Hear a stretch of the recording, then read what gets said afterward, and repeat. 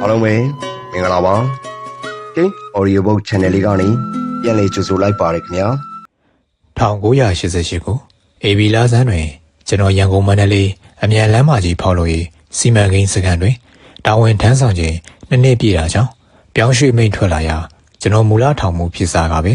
တာဝန်ကျခဲ့သောအင်းစိန်ဗဟိုကျင်းထောင်သို့ပြန်လည်ပြောင်းရွှေ့ပြီးတာဝန်ထမ်းဆောင်ရပါတယ်။ထိုထောင်ကြီးတွင်အချုပ်ရုံးလုပ်ငန်းတာဝန်ကိုပင်ပြန်လည်တာဝန်ထမ်းဆောင်ရတယ်။သမီးဦးကလေးကိုလည်းရရှိခဲ့တယ်။အင်းစိန်ဗဟိုကျင်းထောင်ကြီး၌နှစ်နှစ်ခန့်တာဝန်ထမ်းဆောင်ပြီးနောက်ကျွန်တော်တွင်ချီဘဝဘွေပါသူပြီးကော်တောင်းမြို့နယ်စီယုံစိုက်ပျိုးရေးစခန်းများသို့ပြောင်းရွှေ့ရန်မိန့်ထွက်ပေါ်လာပါတယ်။ကော်တောင်းမြို့ဆိုသည်မှာရိုးရရပြီးရနောင်းမြို့နယ်တစ်ဖက်ကမ်းစီသာခြားတယ်။နေဆက်မြို့ကလေးလည်းဖြစ်တယ်။ထိုအချိန်ကမောင်ဝလုပ်ငန်းလုပ်ကိုင်သူများသွားကျင်တိုင်းသွား၍မရသောဒေသလည်းဖြစ်တယ်။ထိုအချိန်က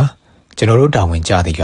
ကော်တောင်းမြို့ပေါ်တွင်မဟုတ်ပါ။ကော်တောင်းမြို့နယ်ဘန်ကချွန်ရွာကြီးနှင့်တနင်္သာရီရိုးမကြီးခြားထားသောအတွင်းဘက်တော်တွင်ရှိစီယုံစိုက်ခင်များဖြစ်တယ်။ငပြားယောဂါကအလွန်ကြီးတယ်။ကမ္ဘာပေါ်တွင်အဆိုးဆုံးဟုခေါ်သောဂျီနှင့်ဂျီတိုက်ဟုဆိုသောအာဖရိကတိုက်တွင်သာရှိသည့်ငှက်ဖျားခြင်းများပေါက်ဖွားရာဒေသလည်းဖြစ်တယ်။ထို့ကြောင့်ကျွန်တော်တို့အကျဉ်းဦးစီးဌာနဝန်ထမ်းများအနေဖြင့်ကော်တောင်းစီယုံစိုက်ခင်စခန်းများစီသို့အပို့ခံရလျင်မဲစာပို့တယ်လို့ပင်ငှက်ဖျားယောဂါတန်းခံစားရတာကြောင့်လွန်စွာကြောက်တတ်ကြတယ်။ကျွန်တော်ကတော့ရန်ကုန်မန္တလေးအမြန်လန်းတော်ရင်းစခန်းများ၌နှစ်နဲ့ချီ၍နေထိုင်ခဲ့ပြီးငှက်ဖျားယောဂါကိုလည်းခံစားခဲ့ရတာကြောင့်မကြောက်လန့်တော့ပါ။ဒါအပြင်နေစွန်းနံပြားရောက်ရန်မလွယ်သောဒေသဖြစ်ခြင်းကြောင့်မိသားစုနှင့်အတူတကွနေထိုင်ရသည်မှာမကြာလာသေးတော့လဲပျော်ပျော်ရွှင်ရွှင်ပင်သွားရောက်ခဲ့ပါတယ်။ကျွန်တော်တို့ကော်တောင်းမြို့ကိုသွားရောက်ခဲ့စဉ်ချင်းက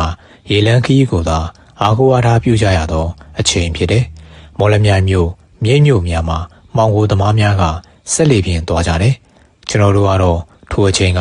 ရန်ကုန်မြို့မှာကံရိုးတန်းဒေသသို့သွားသည့်တောင်ကြီးဟာခါမြေကြီးနာပင်လယ်ကူးသင်္ဘောကြီးများနဲ့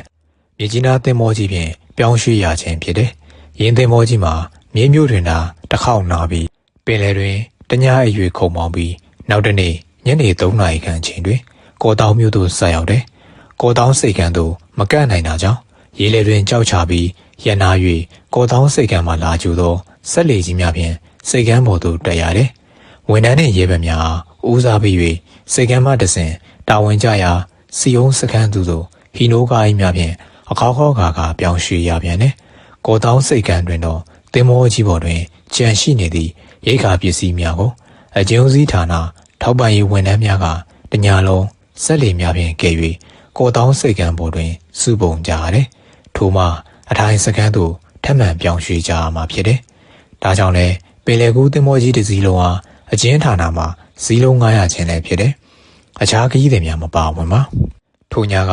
ကျွန်တော်တို့ကော်တောင်းစိတ်ကမ်းတွင်ရဲဘက်များဦးစားပေး၍အထိုင်စခန်းကိုအကျဉ်းဦးစီးဌာနကိုကဲအုပ်ချုပ်ရေးစခန်းအဖြစ်ပြုလုပ်ထားတယ်။ထိုညကတော့ကော်တောင်းမြို့ပေါ်တွင်ညစာစားရပြီးရေတံခွန်စခန်းတွင်ကျွန်တော်တို့ပြောင်းရွှေ့လာသည့်ဝန်ထမ်းအားလုံးညအိပ်ရနာရပါတယ်။နောက်တနေ့မနက်တွင်ကျွန်တော်တာဝန်ကျရာပါဆယ်ပါညန်းဟူသောစီယုံစိုက်ပျိုးရေးစခန်းသို့ပြောင်းရွှေ့ရပြန်တယ်။ထိုစခန်းမှာညအိပ်ရနာခဲ့သောရေတံခွန်စခန်းနှင့်9 မိုင်ကျော်ခန့်သာဝေးကွာသည်ဟုဆိုတော့လေတောစင်းတောင်တန်းအလွန်ကျဉ်းတန်းသောမြေလန်းခီးဖြစ်တာကြောင့်အန္တရာယ်လွန်များတယ်။ဟီနိုကားကြီးများမှာဆက်ရန်ကောင်းမွန်တော့လေယခုလိုပွင့်လင်းရာသီ၌သာတွာလာနိုင်ကြပြီးမိုးရာသီတွင်လမ်းလျှော်ကြတာကြောင့်ဟီနိုကားကြီးများတွာလာခြင်းမပြုနိုင်ပါ။ကိုအားကောင်းသောလေထုံစက်နှင့်ဆက်ရန်ကောင်းသောမော်တော်ဆိုင်ကယ်များလောက်သာတွာလာနိုင်သည်ဟုသိရပါတယ်။ကျွန်တော်တာဝန်ကျသောပါဆယ်ပါညံစီယုံစိုက်ပျိုးရေးစခန်းမှာတောစင်းတောင်ဆက်ခရီးပြန်ပြီးတော့မြေပြန့်လွင်ပြင်ပေါ်တွင်ရှိတယ်။အုပ်စုထောင်ပိုင်းမှာဥယျာဉ်မောင်ဖြစ်တယ်။ထိုချိန်ကစီယုံစိုက်ပျိုးရေးစခန်းများကို3 အုပ်စုခွဲခြားထားရာပါဆယ်ပါညံအုပ်စုနှင့်အော်ကြီးဒေတာစီယုံစိုက်ပျိုးရေးစခန်းအမှတ်1နဲ့3ဟု၍ရှိပြီးဟတ်စတင်ဒေတာ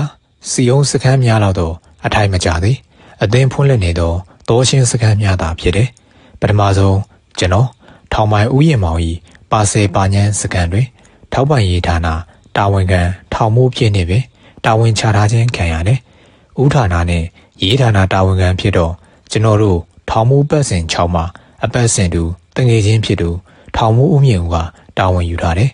လုပ်ငန်းတာဝန်ခံထောင်မှုဖြစ်တော့ကျွန်တော်တို့ထက်ဂျူနီယာကြတော့ထောင်မှုဦးထွန်းအောင်တွင်ဆိုသူကတာဝန်ယူထားပါတယ်။စီယုံတော်ကြီးမှာအရှိဘက်တွင်တနင်္သာရီယူမနဲ့အနောက်ဘက်တွင်ဘင်္ဂလားပင်လယ်အော်ကြီးကြားဒေသဖြစ်တဲ့ရခိုင်ဒေသခံပရှုခေါ်ဒေသခံနှစ်ရှည်သစ်ပင်စိုက်ပျိုးသည့်လူများထဲမှာမြေယာများသိမ်းဆည်းပြီးစီယုံဝင်များစိုက်ပျိုးကြခြင်းဖြစ်တယ်။ဒါကြောင့်စီယုံတော်အစွန်ဖျားများတွင်တငင်းပင်ပိန်းနေပင်တရက်ပင်နဲ့တီအိုဝင်းကြီးများကရှိနေတယ်။ဒါကြောင့်လဲဝန်ထမ်းနဲ့ရေဘက်များအတွက်ဒေသခံအသီးမှန်မင်းများကပေါ်များပါတယ်။အချို့နေရာများတွင်ဒူးရင်းပင်များလည်းရှိတယ်။ကျွန်တော်ပါဆယ်ပါညံစခန်းတွင်တာဝန်ထမ်းဆောင်ပြီးစီယုံတော်တွင်လက်ဘက်ကြည့်ရှုရင်းပေါ်များလာသောတောကောင်များနှင့်ရင်ဆိုင်တွေ့ရတယ်။စခန်းတာဝန်ခံထောင်ပိုင်ဥယျာဉ်မောင်မှာမုတ်ဆိုးလုပ်ခြင်းကိုဝါသနာပါလာတော့လေ၎င်းကိုယ်တိုင်တောတွင်သွားလာရေးအမဲပြည့်ခြင်းကိုတော့မရှိပါဝန်ထမ်းနှင့်ရဲဘက်မုတ်ဆိုးများရွေးချယ်ခံထားပြီး၎င်းတို့ဂိုင်းထောင်၍မိနေတတ်သောတောဝက်နှင့်ခြေသားတို့ကိုသာတနက်ဖြန်သွားရောက်ပြည့်တတ်တယ်ကျွန်တော်ပါဆယ်ပါညံစခန်းသို့ရောက်ရှိသောအချိန်တွင်ဝါသနာပါမှန်းသိရကြောင်းဝန်ထမ်းရဲဘက်မုတ်ဆိုးများနှင့်တွဲဖက်ပြီးကျွန်တော်ဟာစခန်းမုတ်ဆိုးတာဝန်များပေးရပါတော့တယ်ကျွန်တော်ကလည်းဝါသနာပါသူပြီးရဲဘက်မုတ်ဆိုးများဂိုင်းထောင်၍မိနေသောတောကောင်များကိုလိုက်လံပစ်ပေးသည်ဖြင့်တနင်္သာရီယူမပေါ်တက်၍အမဲလေတဲ့ပါသေးတယ်ထိုဒေသအပေါ်များဆုံးတောကောင်မှာတောဝက်များဖြစ်တယ်တောဝက်များမှာတောတွင်၌ပင်နေကြသည်မဟုတ်ပဲစီယုံခင်းတွင်အတိုင်းလုံး၍ပင်နေကြသေးတယ်၎င်းတရိษံများစီယုံပင်ညုံကိုကိုက်ဖြတ်၍အတွင်မှာ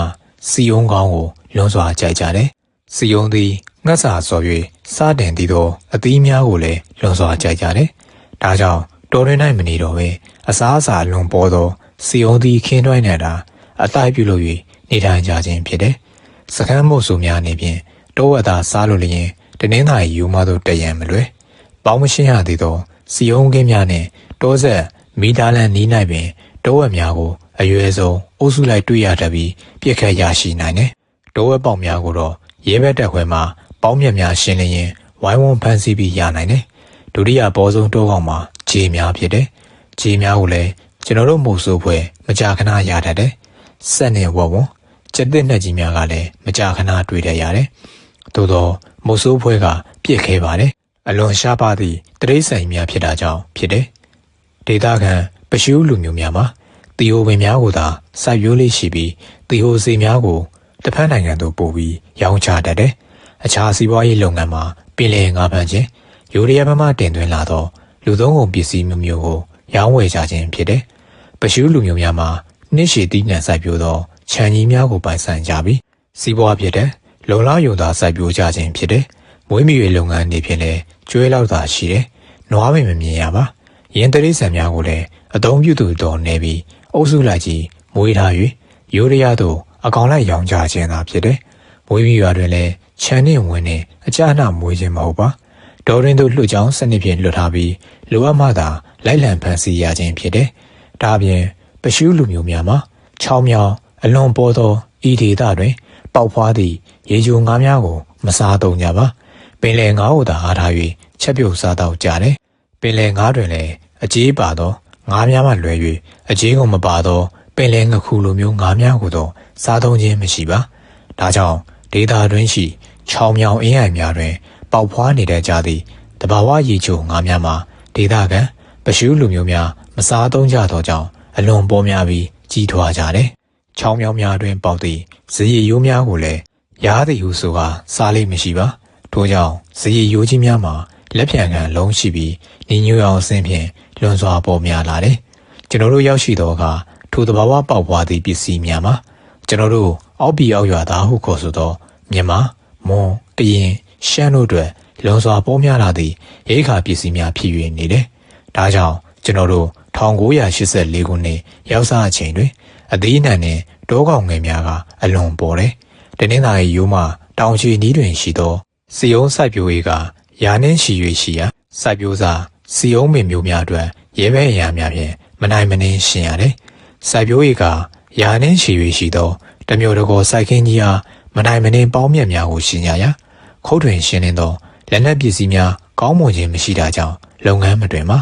ဧကပေါင်းရာနှင်းရှိ၍ရှိသောစီယုံစိုက်ပျိုးပင်များပေါင်းပင်များကဖုံးလွှမ်းပြီး သားကောင်မျိုးစုံပါစီယုံကင်းပေါင်းမြတ်တော်တဲ့နိုင်တောကောင်ငယ်များကအုပ်စုလိုက်အတိုင်းဆောက်လုပ်ပြီးမိတင်းနေထိုင်ကြခြင်းဖြစ်တယ်။ဒါကြောင့်ပေါင်းမြတ်ရှင်သောရဲဘက်အဖွဲ့များအတွက်အန္တရာယ်လွန်ရှိတယ်။ဝန်ထမ်းများကလက်နက်များကင်ဆောင်ပြီးအမြဲတမ်းနှိုးကြားစွာစောင့်ကြပ်ပေးနေရတယ်။ရဲဘက်ဆိုသူများကလည်းကြောက်လန့်ခြင်းမရှိပါ။ပေါင်းမြတ်တော်တွင်မှခုတ်တွင်ရှင်းလင်းစဉ်တွေ့ရှိရသောတောဝက်ပေါက်နှင့်ခြေပေါက်ကလေးများပွေးနှင့်မြေကျွယ်ကြီးများမွေမျိုးစုံတို့ဟာတွေ့ရှိရသည်နှင့်အလူလျက်ဝိုင်းဝန်းဖန်ဆီးကြတယ်။၎င်းတောကောင်မှန်သမျှရဲဘက်ကြီးများ၏ဟင်းစာများဖြစ်ကြတယ်။ပေါင်းမြတ်များမှာတိတ်ခရှင်နေအနောက်ဘက်အကွက်များကပေါင်းမြတ်များပြန်ထားပြီးမစိုးနိုင်အောင်ပင်ပေါင်းမြတ်တန်နေရလဲနေတယ်။ပါဆယ်ပါညံစီယုံစကန်ကြီးမှာလွန်စွာကြီးမားကျယ်ပြန့်တယ်။စိုက်ပျိုးရေးကပေါင်း400ကျော်ခန့်ရှိတယ်။အောက်ချိုင်းဟုခေါ်ဆိုသောစီယုံပင်ပြိုးပေါက်စကန်မှာအသင်ပြိုးပြီးသော6လသားခန့်ရှိသည်။ပြိုးပေါက်ပင်များကိုစိုက်ပျိုးရမည့်နေရာမြေရင်းတူ၍ပြိုးတို့ကိုဖြည့်ပြီးစိုက်ပျိုးရခြင်းဖြစ်တယ်။ကော်တောင်းဒေသမှာဤကွေတာရာသီဥတုရှိတာကြောင့်တစ်နှစ်ပတ်လုံးမိုးနှဲနှင့်များရွာသွန်းတတ်တယ်။ထိုရာသီဥတုမျိုးကစီယုံပင်များနှစ်သက်သောရာသီဥတုမျိုးဖြစ်တယ်။မိုးရာသီ၌လည်းလိုအပ်သောမြေဩဇာများကျွေးရတာကြောင့်အလွန်ဖြစ်ထွန်းတယ်။မြန်တယ်။ပေါင်းမြတ်များကလည်း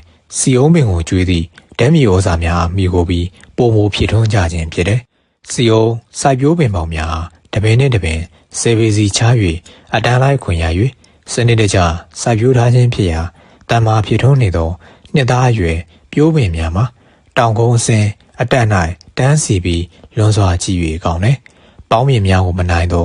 မြေနှိမ်ကွင်းများ၌မူပြိုးပင်ပေါင်းများပေါင်းမြတ်များဖုံးအုပ်ထားသဖြင့်အပြည့်စည်းလွန်များတယ်။ထိုပြည့်စည်းသောပြိုးပင်များမိုးရသည်၌အစာထိုး၍ဖားလေးစိုက်ပျိုးရပါသေးတယ်။စီယုံပင်များမှာပုံမှန်တိုင်းဖြစ်ထုံးမှာက2နှစ်သားခန့်တွင်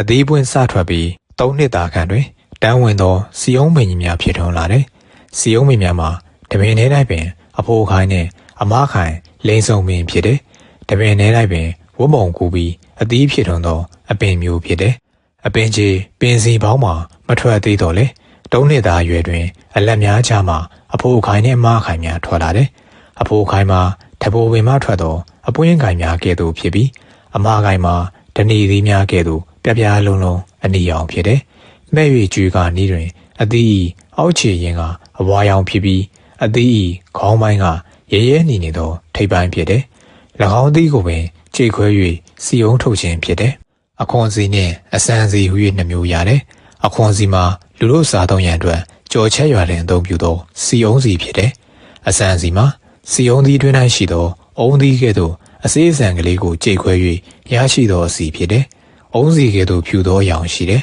။အခွန်စီကရွှေဝါရောင်စင်ရှိတယ်။3နှစ်သားခန့်စီုံသီးများမှာတမ်းမဝင်သေးပါ။9နှစ်သားခန့်ရှိမှကြိတ်ခွဲရန်အဆင့်မိသည်ဟုစက်မှုတေဌာနမှသတ်မှတ်ထားတယ်။ထို့ကြောင့်ငှက်စာဆော်၍တည်သောစီုံသီးများမှာတဘာဝလျောက်ကျွေကြပြီးတောကောင်များနှင့်ရဲဘက်များ၏ကြောလောချက်ပြုတ်စားတော့ရန်အကြောကန်စီများဖြစ်၍နေတယ်။စီုံသီးမဲ့များထူထောင်း၍ရေနွေးထဲထည့်ပြီးကျူထားလျင်စီုံသီးခုံမှာအစီများဝေး၍တက်လာတယ်။ထိုအစီများကိုရဲဘက်များကဇွန်းနေခဲ့၍စားသုံးရန်အကြောကန်စီလှုပ်ရှားခြင်းဖြစ်တယ်။ဒါကြောင့်စီုံစိုက်ပျိုးသောကော်တောင်းဒေသတွင်ကြော်လိုချက်ပြုတ်ရန်စီအလွန်ပေါ်များတယ်။ရဲဘက်များကသူတို့နီးသူတို့ဟန်ဖြင့်စီထိုးကြခြင်းဖြစ်တယ်။သို့သောထိုစီများကစနစ်တကျတန့်စင်၍ထုတ်ယူရရှိခြင်းမဟုတ်တာကြောင့်အန္တရာယ်လွန်များတယ်။ပြေးဝအစီများဖြစ်တာကြောင့်စားသုံးရာတွင်ခဲတက်ပြီးခန္ဓာကိုယ်တွင်ရောက်ရှိသောအခါ၌လည်းကြည်လွယ်ပျက်စီးခြင်းမရှိဘဲ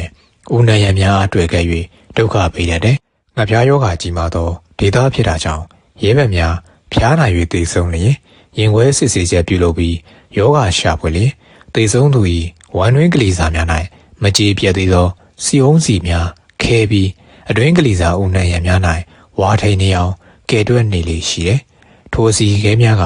ဦးနှံရံနှင့်အတွင်းကလေးစာများအားပိတ်ဆို့နေပြီးအစာချေလမ်းကြောင်းကိုဒုက္ခပေး၍၎င်းငှက်ဖျားယောဂနှင့်ပေါင်းပြီးသေဆုံးကြခြင်းဖြစ်တယ်။တောကောင်များကတော့အသီးမစိမ့်နှင့်စီုံမင်၏အုံနောက်ကိုဖောက်၍စားခြင်းဖြစ်တယ်။3နှစ်သားခန့်ရှိသောအသီးဆုံသည့်စီုံမင်ကြီးများကိုတော့တောကောင်များမဖြည့်ဆည်းနိုင်သည့်တဘာဝစီုံလက်များ၌တဘာဝစုများနှင့်ကာဝယ်ထားတယ်။ထိုစုများချစ်မိရင်လည်း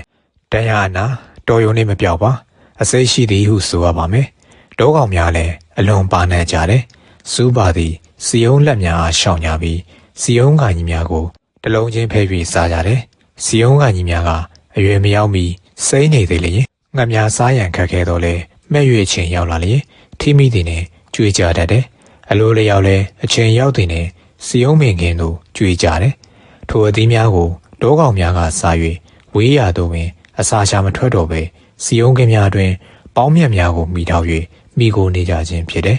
စီယုံကင်းများတွင်နားကိုနေထိုင်ကြသောတောကောင်များမှာတောဝဲကြီးများနှင့်မြေကျွဲကြီးများဖြစ်ကြတယ်မြေကျွဲဆိုရ၌လည်းကျွန်တော်တို့တောရွာလေခွင်းများ၌တွေ့ရှိရတတ်သည့်လေကျွဲကြီးများထက်နှစ်ဆခန့်ကြီးတယ်စီယုံသီးများကိုအဝစားတော့ရခြင်းကြောင့်ရင်းမြေကျွဲကြီးများမှာအစီတက်၍ဖောင်းကားနေပြီးကြော့ချက်စား၍အလွန်ကောင်းပါတယ်ဒါကြောင့်လည်းရဲဘက်များကမြေကျွဲကြီးများအားမြေဝဲဟုခေါ်ကြခြင်းဖြစ်တယ်ရင်းမြေကျွဲကြီးများ၏အသားမှာအစီတစ်ထက်အသားတစ်ထက်ဝတ်သားတိုင်းအလွန်စား၍ကောင်းတယ်တောထဲတွင်နေထိုင်ကြသည့်တောဝက်များမှာလည်းပြေးလွှားလှုပ်ရှားစာဖွေစားတောက်နေရသောကြောင့်တောဝက်အသားမှာအစီအလွန်နေတယ်သို့သောစီယုံခင်းထဲမှရရှိသောတောဝက်အသားမှာမူအစီအလွန်များတယ်စား၍လည်းအလွန်ကောင်းတယ်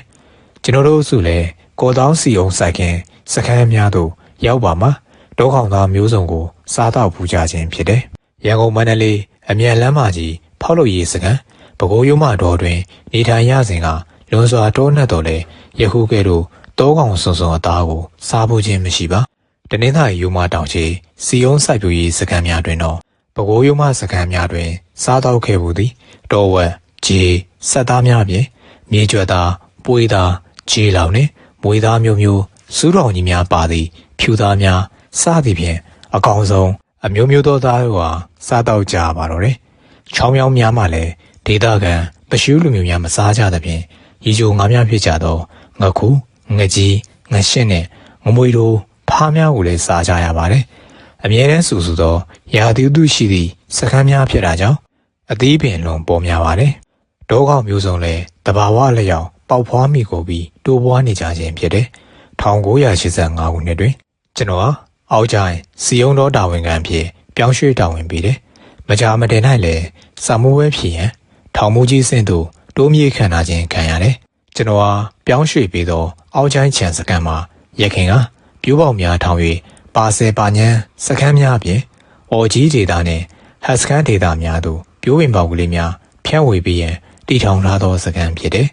သို့သောနောက်ပိုင်းတွင်ဝန်ထမ်းများဤပညာတက်ကြွလာတာကြောင့်ပြိုးပင်ပေါများမျိုးထုတ်များဖြင့်တေယူရခြင်းကိစ္စမှာလွန်စွာတာဝန်ကြီးတာကြောင့်နောက်ပိုင်းတွင်အော်ကြီးနှင့်ဟတ်စတင်စကန်ဒေတာအုပ်စုစကန်တင်များတွင်တက်ကြွသောပညာရှင်များဖြင့်ပြိုးပင်ပေါစကန်များပြောင်းရွှေ့စိုက်ပျိုးပြီးဖြန့်ပြူရပါတော့တယ်ကျွန်တော်တာဝန်ယူရသောအောက်ကျိုင်းစီယုံစခန်းမှာယာယီတောစခန်းလေးသာဖြစ်ပြီးကျွန်တော်ရှိကတာဝန်ယူသွားသောအရာရှိများမှာယာယီပြိုးပင်စခန်းနေဖြင့်ရေပန်းနှင့်ဝန်ထမ်းများအတွက်တဲကလေးများကိုသာစောက်လုပ်၍နေထိုင်ခဲ့ခြင်းဖြစ်တယ်ကျွန်တော်အောက်ကျိုင်းချန်စခန်းသို့ရောက်ရှိပြီးတာဝန်ယူရသောအချိန်တွင်အောက်ကျိုင်းချန်စခန်း၌ပါဆယ်ပါညံအော်ကြီးစခန်းများနှင့်ဟတ်စတင်ဒေတာစီယုံစိုက်ပျိုးရေးစခန်းများမှာဝန်ထမ်းများနှင့်ရဲဘက်လူနာများအတွက်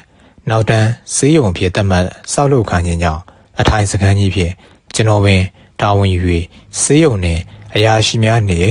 ရဲဘက်ဘားတိုင်များကိုအခိုင်အမာစောက်လုပ်ရပါတော့တယ်ကျွန်တော်ဝါသနာပါသောကိစ္စလည်းဖြစ်တာကြောင့်ကျွန်တော်မငြင်းညူပါဆေးရုံစောက်ဝန်အပြင်အောက်ချိုင်းရှန်စခန်းများ၌လည်းရဲဘက်ဘားတိုင်များဝန်ထမ်းအရာနှင့်အုပ်ချုပ်သူကျွန်တော်တို့နေထိုင်သည့်ရုံခန်းကြီးရိတ်ခါရုံကြီးများကိုလည်းစနစ်တကျနေရာချတာစောက်လုပ်ပေးကြရတနင်္သာရီယူမှတောင်ချီပြန်ပြိုးညီညာသောကွင်းပြင်ကလေးပေါ်၌တနင်္သာရီယူမှတောင်တန်းနှင့်စီတန်းညီညာနေသောစီယုံပင်တန်းများကိုနောက်ခံပြုပြီးအောက်ချိုင်းစီယုံချန်စခန်းများမှာလွန်စွာတာယာလာတယ်။ဒါကြောင့်ပြည်ပမှရောက်ရှိလာသောအထက်လူကြီးများနှင့်ဧည့်သည်မှန်သမျှကျွန်တော်၏အောက်ချိုင်းချန်စခန်းကိုအလွန်သဘောကျနှစ်ချိုက်ကြတယ်။ဧည့်သည်လာလည်းတောကောင်မျိုးစုံသားနဲ့အဲဝတ်ကြည်ပွန်စွာကျွေးမွေးပြုစုနိုင်သောကြောင့်လည်းဖြစ်ပါတယ်။ကျွန်တော်တို့ပါဆယ်ပါညံစီယုံညံအုပ်စုတွင်ထိတ်ဆုံးပိုင်းဖြစ်သည့်ရေတဝန်စီယုံညံစခန်း၌တာဝန်ခံမှာထောင်မူကြီးဦးကျော်ရှင်ဖြစ်ပြီးပါဆယ်ပါညံအုပ်စုတာဝန်ခံထောင်ပိုင်းကဦးဟန်မြင့်ဖြစ်တယ်။အောက်ချိုင်းရှန်စခန်းတာဝန်ခံမှာကျွန်တော်ဖြစ်၍လဲမွန်စခန်းတာဝန်ခံက ထောင်မှုကြီးဦးအောင်မော်ဖြစ်တယ်။ထိုအချိန်တွင်စခန်းများအားစနစ်တကျစီမံကိုယ်ကဲအုပ်ချုပ်နိုင်ပြီဖြစ်တာကြောင့်စခန်းတစ်ခုနှင့်တစ်ခုအပြိုင်အဆိုင်တိုးတက်စီရန်ရှင်ပြိုင်၍နေသောအချိန်ဖြစ်တယ်။ပါဆယ်ပါညန်းအုပ်စုအော်ကြီးအုပ်စုနှင့်ဟတ်စတင်စီယုံစိုက်ပျိုးရေးစခန်းအုပ်စုကြီးများအတွက်အဓိကကိုယ်ကဲအုပ်ချုပ်မှုရုံးခန်းကိုစိုက်ပျိုးရေးစခန်းများ၏လည်းဖြစ်သောလဲမွန်စခန်းတွင်ပြောင်းရွှေ့ဖွင့်လှစ်ထားရာကိုယ်ကဲမှုတာဝန်ခံထောင်ပိုင်ဦးသိန်းစိန်ဖြစ်တယ်။တလားတစ်ခါခန့်လဲမွန်ကိုယ်ကဲမှုအုပ်ချုပ်ရေးစခန်းတွင်အစည်းအဝေးလုပ်ကြရာကျွန်တော်တို့စခန်းမှရသမျှအသီးအနှံနှင့်သားငါးများကိုပါပံ့ပိုးပေးရတာကြောင့်ထိုနေ့လိုမျိုးအစည်းအဝေးတစ်ခါလုပ်လျက်စခန်းစုံမှာအစားအသောက်မျိုးစုံဖြင့်လက်ရစုံစားတောက်ရသောကြောင့်လွန်စွာပြောစရာကောင်းတယ်။ကျွန်တော်တို့နောက်တန်းစခန်းမှာအထိုင်ကျနေသောစခန်းဟောင်းများဖြစ်တာကြောင့်စနစ်တကျအုပ်ချုပ်မှုလည်းခိုင်မြဲနေတယ်။ရှီတန်းစခန်းများဖြစ်ကြသောအော်ကြီးစခန်းများနဲ့ဟတ်စကင်းစခန်းများကတော့အထိုင်မကျသေးသောစခန်းသစ်များဖြစ်တာကြောင့်ပြည်ထနာပေါင်းစုံကိုတလားတစ်ခါလဲမုံကိုကဲမှုယုံတွင်အစည်းအဝေးလုပ်ပါကဝိုင်းဝန်းဖြည့်ရှင်းကြရတယ်။ထိုတလားကကျွန်တော်တို့စည်းဝေးလုပ်ပြီးအပြန်တွင်လဲမွန်စီယုံစိုက်ပျိုးရေးစခန်းတာဝန်ခံထောင်မှုကြီးဖြစ်သူဦးအောင်မောင်ကကျွန်တော်ဟာဒေသခံနှုတ်ခွဲစရွယ်ပရှုခွေးကလေးနှစ်ကောင်ဟာလက်ဆောင်ပေးတယ်။တစ်ကောင်ကအဖေနဲ့တူပြီးအမွှေးတူတူအဝါရောင်နောက်တစ်ကောင်ကအမေနဲ့တူသောအမွှေးရှိရှိညီညိုရောင်နှစ်ကောင်စလုံးအထီးကလေးများဖြစ်ကြတယ်။စခန်းသို့ရောက်သောအခါတွင်ကျွန်တော်၏တပည့်ကျော်အရာရှိဖို့တာဝန်ခံတန်ချောင်းဟာအနံပြီးချွေးမွေးပြုစုစေရဲ့ခွေးကလေးနှစ်ကောင်မှာဒေသခံခွေးမျိုးကောင်များဖြစ်ကြပြီးကျွန်တော်တို့စခန်းတွင်အသားပေါ်သောကြောင့်အစားအသောက်ကောင်းကောင်းစားရသောကြောင့်စခန်းသို့ရောက်ပြီး3လခန့်ကြာမှပင်ခွေးလာမြောက်ကြပါတယ်။သူတို့ဟာကျွေးမွေးပြုစုသောရဲဘက်တန်ချောင်းဟာအလွန်ခင်ကြသလိုခွေးချစ်တဲ့သောကျွန်တော်နဲ့လည်းလွန်စွာယဉ်နေတယ်။၎င်းတို့ဟာအစပထမတွင်စီယုံခင်းတွင်လဲ့လဲ့သွားလာရင်အမဲလိုက်တွေ့ကြုံကိုတင်ပေးရတယ်။တောကောင်သားကောင်များကိုစားသုံးရခြင်းကြောင့်လားတော့မသိပါ။ခွေးကလေးနှစ်ကောင်မှာလွန်စွာဖွံ့ဖြိုးပြီးအကြီးမြတ်တယ်။ဒေသခံခွေးမျိုးဖြစ်သည့်လျောက်တောရင်းသွားလာရသည်ကိုလွန်စွာနှစ်သက်ဟန်ရှိတယ်။ခွေးကလေးများ၏ထူးခြားချက်ကတော့မှတ်ဉဏ်ကောင်းခြင်းဖြစ်တယ်။ကျွန်တော်စီးနေကြဆိုင်ကယ်၏ဆက်တံကိုပင်အခြားသူများ၏ဆိုင်ကယ်ဆက်တံများတန်းပို၍မှတ်မိဟန်ရှိတယ်။စခန်းချီနေနဲ့ဒီနေရာကိုအနှဲငယ်တင်ပြရန်ရှိတယ်။ကျွန်တော်တို့စခန်းမှာတနင်္လာရီယူမှာတောင်ဆွေတောင်နှမ်းများကြားတွင်ရှိတာကြောင့်အောက်ချိုင်းစီယုံချမ်းဟုလည်းခေါ်ကြပြီးပင်လယ်ကမ်းဆက်ရှိချမ်ဖန်းဟုသောရွာချင်းနှင့်နီးတာကြောင့်အချို့ကချမ်ဖန်းစခန်းဟုခေါ်ကြတယ်။ထိုရွာကြီးမှာရေလုံငန်းနှင့်ဆက်လေဝင်ထွက်များရှိတာကြောင့်လူသုံးကုန်ပစ္စည်းမျိုးစုံကိုလည်းဝယ်ယူရရှိနိုင်တယ်။ကိုတောင်းမြို့ဈေးထက်တော့ဈေးပိုကြီးပါတယ်။ဒေသအတွက်ရေရွက်ပစ္စည်းများကတော့လွန်စွာပေါ်ပါတယ်။ကျွန်တော်တို့စခန်းများအတွက်ရိတ်ခါဆုံးသားငါးများကိုလည်းထိုရွာကြီးမှာဝယ်ယူရရှိပြီးရဲဘက်နှင့်ဝန်ထမ်းများအလဲနှင့်ကျွေးမွေးရခြင်းဖြစ်တယ်။ငကြောင်ငချမ်းအလွန်ပေါ်တယ်။ကျွန်တော်တို့စခန်းတွင်ရခိုင်စခန်းတာဝန်ခံများကတရေကားခန့်ကျေဝန်းသောစိုက်ပျိုးခြံကလေးကိုပြုစုလုပ်ကင်သွားကြရာကျွန်တော်လက်ထက်တွင်9ဧကခန့်ကျေဝန်းသောရာသီအတွက်စိုက်ပျိုးသီးနှံများကိုချဲ့ထွင်ပြီးစိုက်ပျိုးထားရာချောင်မြောင်အင်းအိုင်များနှင့်နီးတာကြောင့်အလွန်ဖြစ်ထွန်းပါတယ်။မိုးညင်းမုံလာကိုက်လန်ပန်းကော်ဖီနှင့်စင်တင်ဘူးဝင်များပြောင်းဝန်းနှင့်ငပြောဝင်များလွန်စွာဖြစ်ထွန်းတယ်။ဒါကြောင့်လဲကျွန်တော်စခန်းလောက်တွင်ရှိသောဝန်ထမ်းနှင့်ရဲဘက်များ၏စေယုံသို့လွန်လောင်းအောင်ပို့ပေးနိုင်တယ်။ကျွန်တော်တို့စခန်းအတွက်လည်းရဲဘက်ဝန်ထမ်းစားသုံးရန်အတွက်အသီးနှံများကိုလွန်လောင်းစွာဖြည့်ဆည်းပေးနိုင်တယ်။ထိုဥယျာဉ်တောင်ယာတွင်၌ဦးဝေးမောင်ဟူသောတက်ချက်တအူကိုဥယျာဉ်တောင်ယာတာဝန်ခံဖြင့်ခံထားပြီးလိုအပ်သောမျိုးစေ့များရဲဘက်အင်အားစိုက်ပျိုးလုပ်ကိုင်ရန်အသုံးဆောင်များနှင့်တစ်ဝါးများကိုတော့ကျွန်တော်ကပံ့ပိုးပေးရတယ်။တောင်ယာအတွင်း၌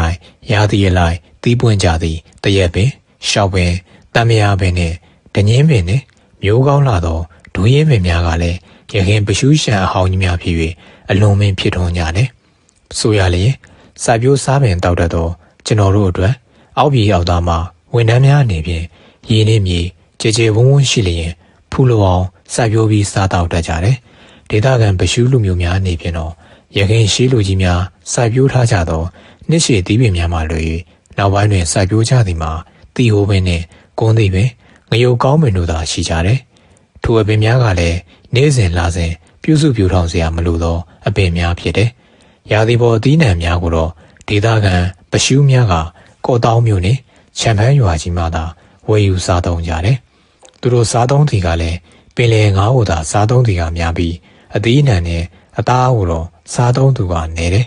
ပင်လယ်ငါးကိုစားရနိုင်တယ်အကြေးကုန်ပါသောငါးကိုသာစားကြတယ်အသားမစားကြခြင်းမှာလည်းသူတို့၏ဘာသာရေးထုံးစံအတိုင်းလဲလေးပြီးမှစားသုံးကြခြင်းဖြစ်တာကြောင့်အသားစားသောအလေးအထားနေခြင်းဖြစ်မယ်ဒေသအတွင်း၌လည်းတောဝက်များနှင့်ခြေစားသောတောကောင်များသာပေါ်များပြီးဒေသခံပရှုလူမျိုးများမွေးမြူထားကြသည်ကကျွဲများသာဖြစ်တယ်ဒါကြောင့်အသားစားနေကြခြင်းဖြစ်ပါလိမ့်မယ်ဒါအပြင်သူတို့ကခွေးများကိုလည်းမွေးမြူကြသူတော်နေတယ်ကျွန်တော်တို့စခန်းမှာစီယုံးဝင်များစိုက်ပျိုးသောစခန်းဖြစ်တော်လေစီယုံးဝင်များအပြင်တောဆက်နှင့်ရွာများအနီး၌ဒေသခံပရှုလူမျိုးများစိုက်ပျိုးထားကြသည့်တီဟိုပင်နှင့်ကွန်တီပင်ငရုတ်ကောင်းပင်အုံးပင်များရှိကြတယ်ပရှုလူမျိုးများမှာစားသုံးစီသုံးရချက်ပြုတ်စားတော့သောအလေးအကျင့်မရှိဟင်းချက်လျက်လည်းအုံတို့ဖြင့်သာချက်ပြုတ်စားတော့ကြသည်ဒါကြောင့်လည်းသူတို့ဟင်းလျက်မှာကျွန်တော်တို့ရှာဖြင့်အရသာခံစား၍မရပါဒေသတွင်အနေကျလာသောအခါနီးစပ်ရာရွာများရှိပရှုလူမျိုးချုံနှင့်ရင်းနှီးကျွမ်းဝင်ရပါတယ်မြမဆိုရှယ်လစ်လမ်းစဉ်ဖြစ်တာကြောင့်လည်းမကြာခဏကြီးရွာများရှိအုပ်ချုပ်သူအဖွဲ့အစည်းများဖြင့်လည်းအစည်းအဝေးလုပ်၍ရဲကျိုးရွာကျိုးပူးပေါင်းပြီးဆောင်ရွက်ပေးရတယ်ဒါကြောင့်ရဲရွာအုပ်ချုပ်သူပရှုလူမျိုးများနဲ့ကျွန်တော်တို့အစိုးရဝန်ထမ်းများရင်းနှီးကြတယ်မကြာခဏကျွန်တော်တို့စီယုံချံဒေသများသို့ဒေသခံပရှုလူမျိုးရဲရွာအုပ်ချုပ်သူများအကြောင်းကိစ္စတစ်ခုခုဖြင့်လာရောက်လည်ပတ်ကြလျင်ကျွန်တော်တို့ကစခန်းတွင်မွေးမြူထားသောကြက်ပဲမန္တာလီတို့ဟာ၎င်းတို့စားတော့လောက်ကင်ပေးပြီးမြမလက်ရစီစာငရုတ်သီးငမ်းမြရည်အချိုမုံတို့ဖြင့်ဖော်ဖော်ရရကျွေးမွေးတဲ့ရာ၎င်းတို့အလွန်ခရင်တွေ့ကြဟန်ဖြင့်ချီကျူးကြတယ်ဟင်းသီးဟင်းရွက်များကိုလည်းစနစ်တကျကြော်ချဲ၍ကျွေးမွေးရာဒေသခံများအလွန်ကြိုက်တယ်ကျွန်တော်တို့စခန်းတွင်မွေးမြူထားသောပရှုခွေးကလေးများအကြောင်းကိုလည်းဆက်၍ပြောပါအောင်မယ်ဒီနေ့တွင်ရုံးပရက်ဖြစ်သောတနင်္ဂနွေနေ့ဖြစ်တာကြောင့်ကျွန်တော်နဲ့ကျွန်တော်လက်အောက်ကတက်ကြက်ကြီးဖြစ်သူဦးထုံးမောင်တို့ဖြင့်ပါဆယ်ပါညန်းစခန်းမှာမုတ်ဆိုးတင်အောင်နဲ့တနင်္သာရီယူမဘော်သို့တက်၍အမဲလေကြရန်စီစဉ်ထားတယ်ထိုနေ့ကမနက်စောစောမနက်စာစားပေးကြသည်နှင့်ကျွန်တော်တို့ဖွဲ့ကျေပြန့်လာသောစီယုံခင်းကိုဖြတ်ပြီးတနင်္သာရီယူမတောင်ရှိသို့လှမ်းခဲ့ကြတယ်ဖိုကောင်းတန်ချောင်းကကျွန်တော်မွေးမြူထားသောပရှုခွေးနှကောင်ကိုလည်းခေါ်၍လာခဲ့တယ်ရင်ခွေးနှကောင်မှာရခင်ကစီယုံခင်းတွင်းလိုက်တာသွားလာခဲ့ဘူးတော့လေယနေ့တော့အမဲလိုက်မှုစူးဆက်သွင်းရန်အတွက်စုံညီသောကျွန်တော်တို့မို့ဆိုးဖွဲ့နှင့်တူခေါ်လာခဲ့ခြင်းဖြစ်တယ်ခွေးကလေးနှကောင်မှာအနက်ခံလွန်ကောင်းသည်ဟုတန်ချောင်းကပြောတယ်တန်ချောင်းနှင့်တူ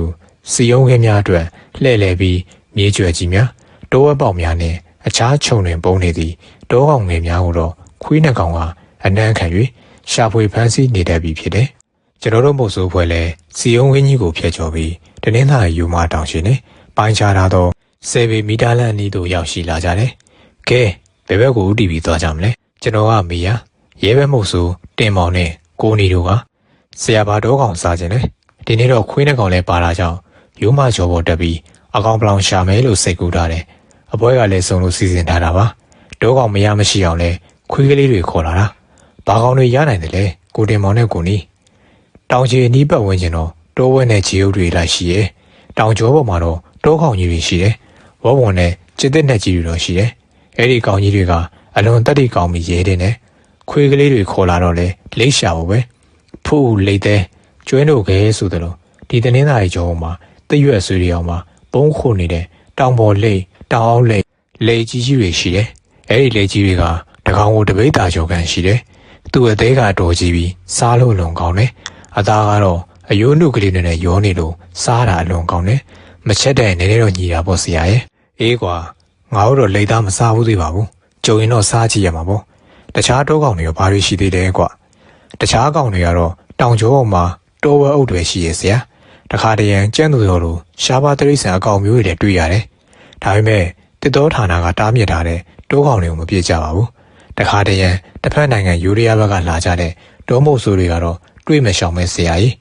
ရတဲ့ကောင်ဝိုးဝေးပြစ်ခတ်သွားကြတော့အခုဆိုရင်သူတို့ပြစ်တာများလို့တောင်ကျောမှာကျက်တဲ့နဲ့ဝဝုံကြီးတွေတောင်ရှားပါးစားပြုနေပြီအေးကွာသူတို့ကလည်းငါတို့နိုင်ငံတွေကျူးကျော်လာသေးတယ်ရှားပါတောကောင်တွေလည်းခိုးပြီးပြစ်တယ်အဖိုးတန်တင်မာတွေကိုလည်းခိမီစက်ရန်တရားတွေနဲ့ခိုးထုတ်ကြသေးတယ်ဟုတ်တယ်ဆရာ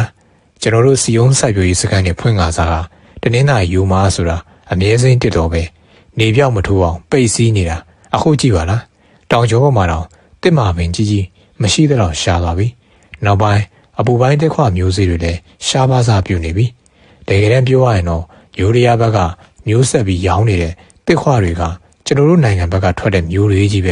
အဲ့ဒီမျိုးတွေကိုခေတ်မီနီးတွေနဲ့မျိုးပွားဆိုင်ပြီးမျိုးကောင်းမျိုးတွေအဖြစ်ရောင်းဝယ်ဖောက်ကားနေကြတာပါပဲတကယ်တမ်းပြောရရင်တော့ယူရီးယားလိုမျိုးတွေဖွံ့ဖြိုးလို့တက်လာတာဟာမြန်မာပြည်ကထုတ်ရရှိတဲ့တယံဇာတပစ္စည်းတွေကြောင့်လို့ပြောရင်မမှားလာဘူးဆရာရဲ့ကျွန်တော်တို့စကားပြောဆိုကြရင်ရှောက်လွှဲလာကြရာစီယုံချန်တဲ့ဒေါ်ဆက်ကိုမီးမလောင်စေရန်အတွက်ပိုင်းခြားထားသောစေဘေခန့်ခြေရှိမီတာလမ်းပေါ်သို့ရောက်ကြသောအခါရှေ့တွင်ဥဆောင်၍ရှောင်နေသောမုတ်ဆိုးကိုနေရာလက်ထောင်ပြပြီးရက်ခိုင်းရတယ်ထို့နောက်တန်ချောင်းဟာခွေးနှကောင်ကိုအတန်မထွက်စေပဲထိမ့်သိမ့်ရန်အတွက်တတိပေးပါတယ်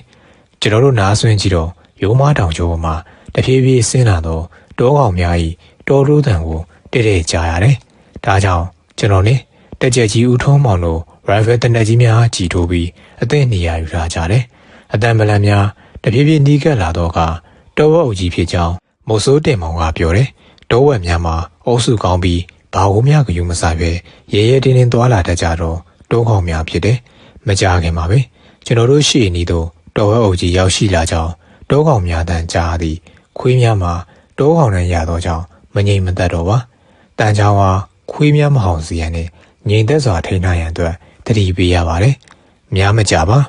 တောဝက်ကောင်ဆောင်ဝတ်တိုးကြီးမှာတောစွမ်းမှာအဆွေဖြူးဖြူးဖြင့်ဥစွာပေါ်လာတယ်ထို့ကြောင့်တောဝက်ကောင်ကြီးနဲ့အလီးဆက်ဆုံးအစွန်ဘက်တွင်ရှိသောတက်ကြက်ကြီးထုံမောင်ကစတင်၍ပြစ်ခတ်တယ်တနက်တန်ကြားသည်နဲ့ခွေးနှကောင်မှာထိန်း၍မရတော့ပါတောဝက်ကြီးနဲ့နှပန်းလုံး၍ကြိုက်ခဲကြတော့တယ်ဒါကြောင့်လဲခွေးနှကောင်နဲ့တောဝက်တောင်ကြီးမှာရှုတစ်ခုတွင်းသို့ပြုတ်ကျသွားတော့တယ်ဒါကြောင့်ကျွန်တော်လည်းမနေတာတော့ပဲအတင်းလာ၍ပြည်ရတော့တယ်တောဝက်ကြီးမှာကျွန်တော်၏နေကပြစ်ခတ်မှုကြောင့်ဦးကောင်းကိုမှန်၍ငြိမ်သက်သွားတော့လေကျွန်တော်၏ညီညွတ်ရောင်ဖုန်လီဟုခေါ်သောခွေးကလေးမှာတောဝက်ကြီးကအဆွဲနှင့်ထိုးသောကြောင့်ဘိုက်ပွင့်သွားပြီးတန်အံဖြင့်អော်နေပါလေဘိုးပြူဟုခေါ်သောအဝါရောင်ခွေးကလေးကတော့တောဝက်အားကြိုက်ခဲ့ပြီးရှုပ်ပေါ်သို့ပြန်ပြေးတက်လာတယ်တောဝက်ကြီးအားမဲနေသောကြောင့်အခြားသောဝက်အုပ်များလည်းကစင်ကလေးအားထွက်ပြေးကြပြီဖြစ်တယ်မိုးဆိုးတပည့်များရှုပ်တွင်းဆင်း၍တောဝက်ကောင်ကြီးနှင့်ဘိုးနီခေါ်ခွေးကလေးအားရှုပ်ပေါ်သို့မတင်လာကြတယ်ဘိုးနီခေါ်ခွေးကလေးမှာဘိုက်ပွင့်သွားပြီးသွေးများရဲနေတယ်သို့သောအတွင်းကလေးစာများပြတ်တောက်သွားခြင်းရှိဟန်မတူဒါကြောင့်ရဲဘက်တန်ချောင်းက၎င်း၏ပစိုးကိုချုပ်ပြီးခွေးကလေးဘုံနီအားပတ်၍ချီနှောင်ပေးပြီးနောက်ဝတ်တောင်းကြီးနှင့်တူခြေလက်များအကျိုးတုပ်ချီ၍စကန်းသို့ထမ်းတယ်လာကြတယ်စကန်းရုပ်သို့ရောက်တော့က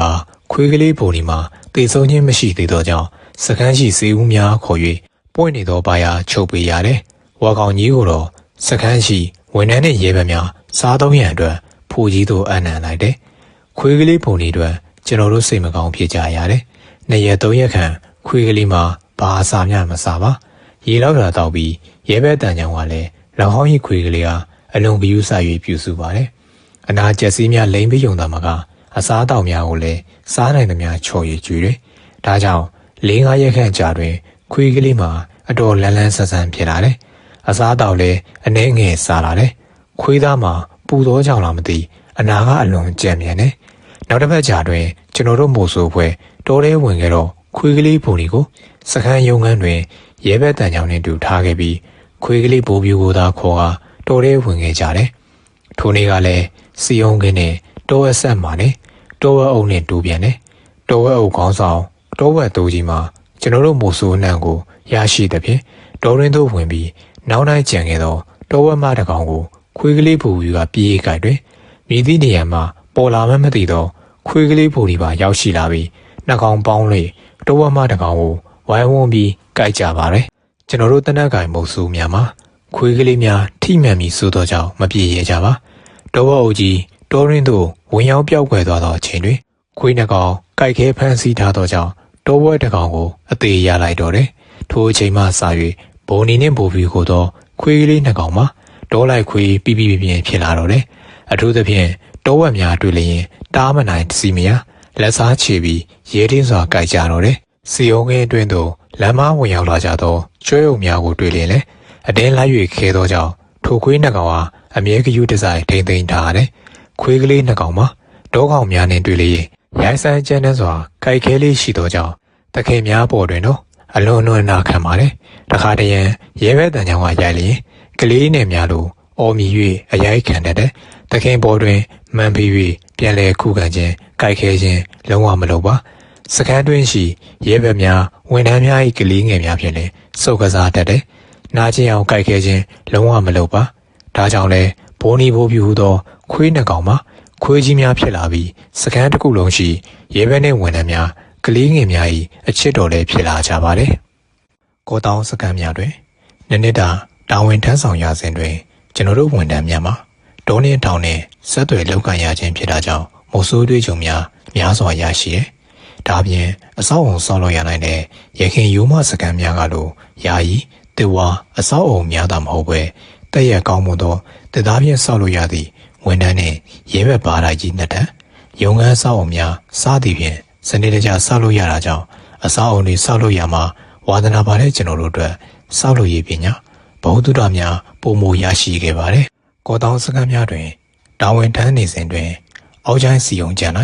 ပြောင်းရွှေ့တာဝန်ထမ်းဆောင်ရမှာဖြစ်တယ်။6လခန့်ကြာသောအခါမှာစကန်းတင်တဲ့အတိုင်းကြာလာတယ်။ကျွန်တော်တို့လိုချင်သောစကန်းပုံစံကိုလည်းဆောက်လုပ်ပြီးစီဖြစ်တယ်။ဝန်ထမ်းနှင့်ရဲဘက်များကိုလည်းစီကံတကြအုပ်ချုပ်နိုင်ပြီးစာပြထားသောစီယုံကြံရေးက80ကျော်ခန့်ကိုလည်းပေါင်းမြတ်များကိုနိုင်နှင်းစွာရှင်းနေနိုင်တာကြောင့်ကျွန်တော်ဤအောက်ချိုင်းစီယုံကြံအားလာရောက်ရှိကြသည်ဧည့်သည်များနှင့်အကျဉ်းဦးစီးဌာနမှတာဝန်ရှိသူများအလုံးစကန်နှင့်စီယုံကင်းကြီးကိုလွန်စွာသဘောကျကြတယ်။စီယုံကင်းကြီးများမှာတောင်ကုန်းတောင်တန်းကုန်းစင်မြေကြီးစသည်ဖြင့်ရနေရများတွင်စိုက်ပျိုးရထားခြင်းဖြစ်တော်လေစနစ်တကျအတန်းလိုက်ညီညာစွာစိုက်ပျိုးထားခြင်းကြောင့်တောင်ကုန်းပေါ်ကကြည်လင်၎င်းမြေပုံကကြည်လင်၎င်းလွန်စွာကြည်၍ကောင်းတယ်။ကျွန်တော်တို့စကန်တွင်အမှတ်1မှာအမှတ်ခွန်ချန်သည်ချမ်းမများခွဲခြားထားပြီးတစ်ချမ်းနှင့်တစ်ချမ်းတွင်အုံငင်းဆောင်ဝန်ထမ်းတအုပ်နှင့်ရဲဘက်ကြီး2ဦးတို့ဟာတပတ်စာရိတ်ခါများထုတ်ပေးထားတယ်။ rifle တနက်တစ်လက်စီလည်းထုတ်ပေးထားတယ်။ရင်းဖွဲ့နေပြင်တပတ်တစ်ခါစကန်းအုပ်ချုပ်ရေးရုံသို့စီအုံကင်းနဲ့ပတ်သက်သမျှအပြည့်အစည်းစီးရင်တို့ကိုအစီရင်ခံစာတင်ရတယ်။ဒါမှသာကျွန်တော်တို့အုပ်ချုပ်သူများအနေဖြင့်စီအုံပင်အသေးအပြော့စီးရင်တွင်ထည့်သွင်းရခြင်းပြိုးပင်သစ်များကိုအစားထိုးစိုက်ပျိုးခြင်းကိစ္စများကိုဆောင်ရွက်ပေးရတယ်။စီယုံကင်းများမှာတနင်္သာရီယူမတောင်ချီနဲ့ထိစပ်နေတာကြောင့်တောကောင်များ၏ဖြစ်စည်းခြင်းကိုအမြဲတမ်းခံရတယ်။အများဖြင့်တောဝက်များတောကြွယ်ကြီးများနဲ့ဖြူကောင်များကစီယုံပင်များကိုကိုက်ဖြတ်၍ဖြစ်စည်းတတ်တယ်။ညအချိန်တွင်အများဆုံးဖြစ်တတ်ပါတယ်။ဒါကြောင့်စီယုံတဲဆောင်ဝန်ထမ်းနဲ့ရဲဘက်ကြီးတို့မှစီယုံကင်းများကိုစောင့်ရှောက်ပြီးဓာတ်စီ300သောဝဘိုးအမြောက်လို့ခေါ်တဲ့တကြံအမြောက်တွေကိုညအချိန်တွင်တုံးဖြစ်ပေါက်၍6လံပေးရတယ်။ဒါမှသာတောကောင်အများကြောက်လန့်ပြီးစီယုံကင်းတဲ့သို့မဝင်ရောက်ရန်ဖြစ်ပါတယ်။ထိုတနေ့ကကျွန်တော်တို့စကန်မိုးဆိုးအပွဲအမဲလိုက်ခွေးများဖြင့်တောလေကြရင်တောဝမကြီး2ကောင်ရရှိထားသောကြောင့်၎င်းရုံးပရဲ့တနင်္ဂနွေနေ့မနက်ခင်းဖြစ်သောကြောင့်၎င်းအောက်ကျိုင်းချန်စကန်ရှိဝန်ထမ်းများအလုံးစကန်သို့လာရောက်၍အပတ်စဉ်စီရင်ခန်းစာတင်ရင်တပတ်စာရိတ်ခါထုတ်ခြင်းတို့ကြောင့်စကန်းတွင်လူစီကားနေတယ်။စီဆန်စာရိတ်ခါကြောင်များပြင်ယနေ့တောဝက်သားကိုလည်းရိတ်ခါဆိုဖြစ်ထုတ်ပေးခြင်းဖြစ်တယ်။စကန်းရှိဝန်ထမ်းနဲ့ရဲဘက်များအတွက်ဝန်ထမ်းနဲ့ရဲဘက်ဖုံများတို့ချက်ပြုတ်ရန်ထုတ်ပေးထားပြီးဖြစ်တယ်။စီယုံဆောင်တဲ9လုံးမှာဝန်ထမ်းနဲ့ရဲဘက်များကတော့ရိတ်ခါများထုတ်ယူဆဲဖြစ်တယ်။ကျွန်တော်စကန်းမှာနောက်တန်းတက်ချက်ကြီးဦးထုံးမောင်နဲ့ရဲဘက်တက်ခွဲမှုကိုစိုးမြင့်တို့ဟာစနစ်တကျခွဲဝေ၍ထုတ်ပေးခြင်းဖြစ်တယ်။ထိုနေ့ကမှတ်ရကျွန်တော်တို့အောက်ချိုင်းရှန်စကန်၏အစွန်ဆုံးစီယုံဆောင်တဲမှာဝန်ထမ်းတင်မောင်နဲ့ရဲဘက်ကြီး2ဦးတို့ဟာရိတ်ခါထမ်း၍ထွက်သွားရနောက်သို့စကန်မှလုံရင်းတက်တာမောင်တင်တို့နှင့်အတူတကွစကန်မှထွက်သွားကြသည်ကိုမြင်တွေ့လိုက်ရတယ်။၎င်းတို့နှုတ်မှာနာမည်စင်ပြီးအလွန်ခင်မင်ကြတယ်။လုံရင်းဖွဲ့များမှလည်းစီယုံကင်းလုံခြုံရေးအတွက်တာဝန်ရှိတာကြောင့်အကျဉ်းဌာနဝန်ထမ်းနှင့်ရဲဘက်များဖြင့်လည်းတပူတွေခင်မင်စွာနေကြရသည်မှာကောင်းမွန်သောရလဒ်ဖြစ်တယ်။တိုးတဲ့နေဝန်ထမ်းဖြစ်ခြင်းကြောင့်ဒေါစာတောင်စာရှာဖွေစားတော့ရင်ချစ်ချစ်ခင်ခင်နေထိုင်ရခြင်းမှာလွန်စွာကောင်းသောဒလေးစရိုက်ဖြစ်တယ်။ထိုနေ့ည8 နာရီ9 နာရီခန့်ကကျွန်တော်တို့ညစာစားတော့ပြီးအိယာဝင်ရန်အတွက်ဖျားဝှပြုနေစဉ်နောက်တန်းတက်ချက်ကြီးဦးထုံးမောင်မှအဆောင်ဆုံးရှိစီယုံဆောင်တဲခွန်က ရဲဘက်ကြီးနှုတ်စခန်းသို့လာ၍တရင်ပို့ပါကြောင်း၎င်းတို့၏ဝန်ထမ်းဆရာတင်မောင်နှင့်လုံထိန်မှဝန်ထမ်းမောင်တင်တို့နေ့လယ်ဝိုင်းကတီခိုချံများဘက်သို့ထွက်သွားကြပြီးယခုညမိုးချုပ်သည့်တိုင်အောင်ပြန်မလာသောကြောင့်တရင်ပို့ခြင်းဖြစ်ပါကြောင်းဝန်ထမ်းတင်မောင်၏အမတ်ခွန်တင်၌ခြံထားသောရိုင်ဖယ်တနက်ကြီးကိုလည်းပြန်လည်အနံလာပါတယ်။ဒါကြောင့်ကျွန်တော်ကနောက်တန်းတက်ကြကြီးဦးထုံးမောင်နဲ့တက်ကြဝင်းတင်တို့ပါဝင်ဝန်ထမ်း9ဦးတို့ဟာလက်နက်များထုတ်ပေးပြီးလက်နှိပ်သမီးများကိုစီဖြင့်စီယုံကြံဆောင်တဲ့အမတ်ခွန်နဲ့ပတ်ဝန်းကျင်ကိုညာတွင်ချင်းရှာဖွေရန်စေလိုလိုက်ပါတယ်။သူတို့နဲ့အတူအမဲလိုက်ခွေးနှကောင်လည်းထည့်ပေးလိုက်တယ်။ရခင်ချင်းများကဖြစ်လိဖြစ်တာမရှိသောဖြစ်စဉ်များဖြစ်သောကြောင့်လည်းကျွန်တော်အိယာမဝင်နိုင်သေးပဲရုံခန်းတွင်ရုံးဝင်တဲ့ရဲဘက်များနှင့်တူတရင်တူးကိုစောင့်မျှော်နေတယ်။ညတကောင်12နာရီကျော်ခန့်တွင်စကမ်းမှတက်ကြကြီးဦးထုံးမောင်နှင့်တက်ကြဝင်းတင်တို့ဆောင်သောရှာဖွေရေးဖွဲ့အမဲလိုက်ခွေးနှကောင်နဲ့ပြန်လည်ရောက်ရှိလာပါတယ်။တက်ကြကြီးဦးထုံးမောင်ကဆရာကြီးကျွန်တော်တို့ရှာဖွေရေးဖွဲ့စီယုံတဲ့ပက်ပက်လည်းနဲ့လိုက်ရှာခဲ့တယ်။တဲလွန်စာတစ်ခုမှမတွေ့ရဘူး။စီယုံရဲ့အနောက်ဘက်ရှိုတွေကပရှူးတင်ချမ်းကိုလည်းရောက်ခဲ့တယ်။ထူးခြားချက်လည်းမတွေ့ရပါဘူး။အဲ့ဒါနဲ့အရှိဘက်ကပရှူးရှံဘက်ကိုလည်းရောက်သေးတယ်။အဲ့ဒီဘက်မှာကွန်းသီးပင်အုံးပင်ငရုတ်ကောင်းပင်တီဟိုချံတွေရှိတယ်။ကျွန်တော်တို့စကန်ဝန်ထမ်းတဲ့ရေဘက်တွေကလည်းအသုံးစရိတ်လေးရအောင်တီဟိုစဲနဲ့ငရုတ်ကောင်းကွန်းသီးတွေမကြာခဏခိုးပြီးရောင်းလေးရှိတယ်။ဒေသခံပရှူးလူမျိုးတွေကအ